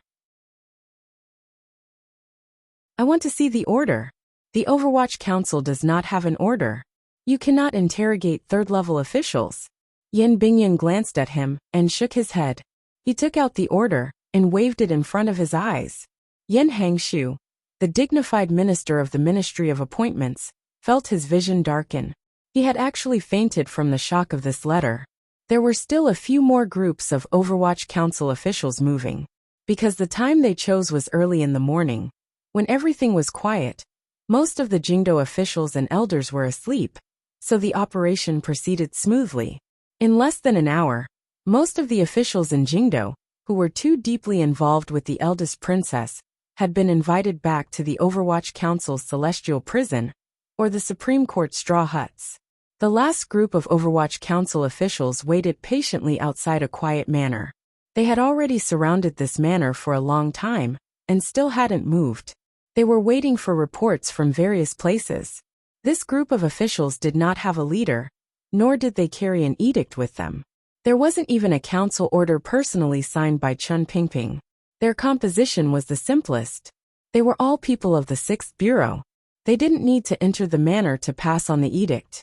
The edict they received was that once they entered the manor, they were strictly forbidden from talking to anyone in the manor, and they were to kill everyone. On a normal day, the sky should have already begun to brighten. Today the dark clouds were too thick, and the sky was still dark. With a head of messy hair, Fei Jia walked out from the corner of the street beside the manor. He nodded to the 6th Bureau assassins surrounding the manor and left. The 6th Bureau assassins swarmed in, but they didn't meet any resistance. They knew that this manor hid the eldest princess' most powerful martial power, most secret intelligence, most trusted confidants, and most. Yet, there was no resistance. All of the Xinjiang aces were still asleep when they were knocked unconscious by the poison Fei Jia had laid down. Occasionally, a few aces with profound internal strength would immediately return to the underworld, under the 6th Bureau swordsmen's knives and swords, and fall into an eternal slumber. The first courtyard of the manor was filled with dead people. The chief strategist of Xinjiang, Huang Yi, looked at the 6th Bureau swordsman charging through the door, with a face full of despair. A few days ago, this strategist had been nearly killed by Fan Xian's poison. Now he had been poisoned by Fan Xian's teacher again. He had long since lost any chance to retaliate. He just couldn't accept it. His mind hadn't been of sufficient use. In the history of the Qing kingdom, he hadn't left a single trace, yet he was going to die. An ice-cold sword cut off his train of thought and pierced his throat, killing him. Entering the rear courtyard, the 6th Bureau swordsman didn't give the young and beautiful men any chance to beg for mercy. Using great speed, they killed them and then began to take care of the bodies. You're tuning in to the Li Mei's Sword of Destiny YouTube channel. We're so grateful for your support, and don't forget to subscribe to join us on this incredible journey through captivating stories. Your generosity through donations truly makes a world of difference, as it's the primary source of revenue that allows me to expand and enhance this channel for you. Thank you from the bottom of my heart for being a part of this adventure.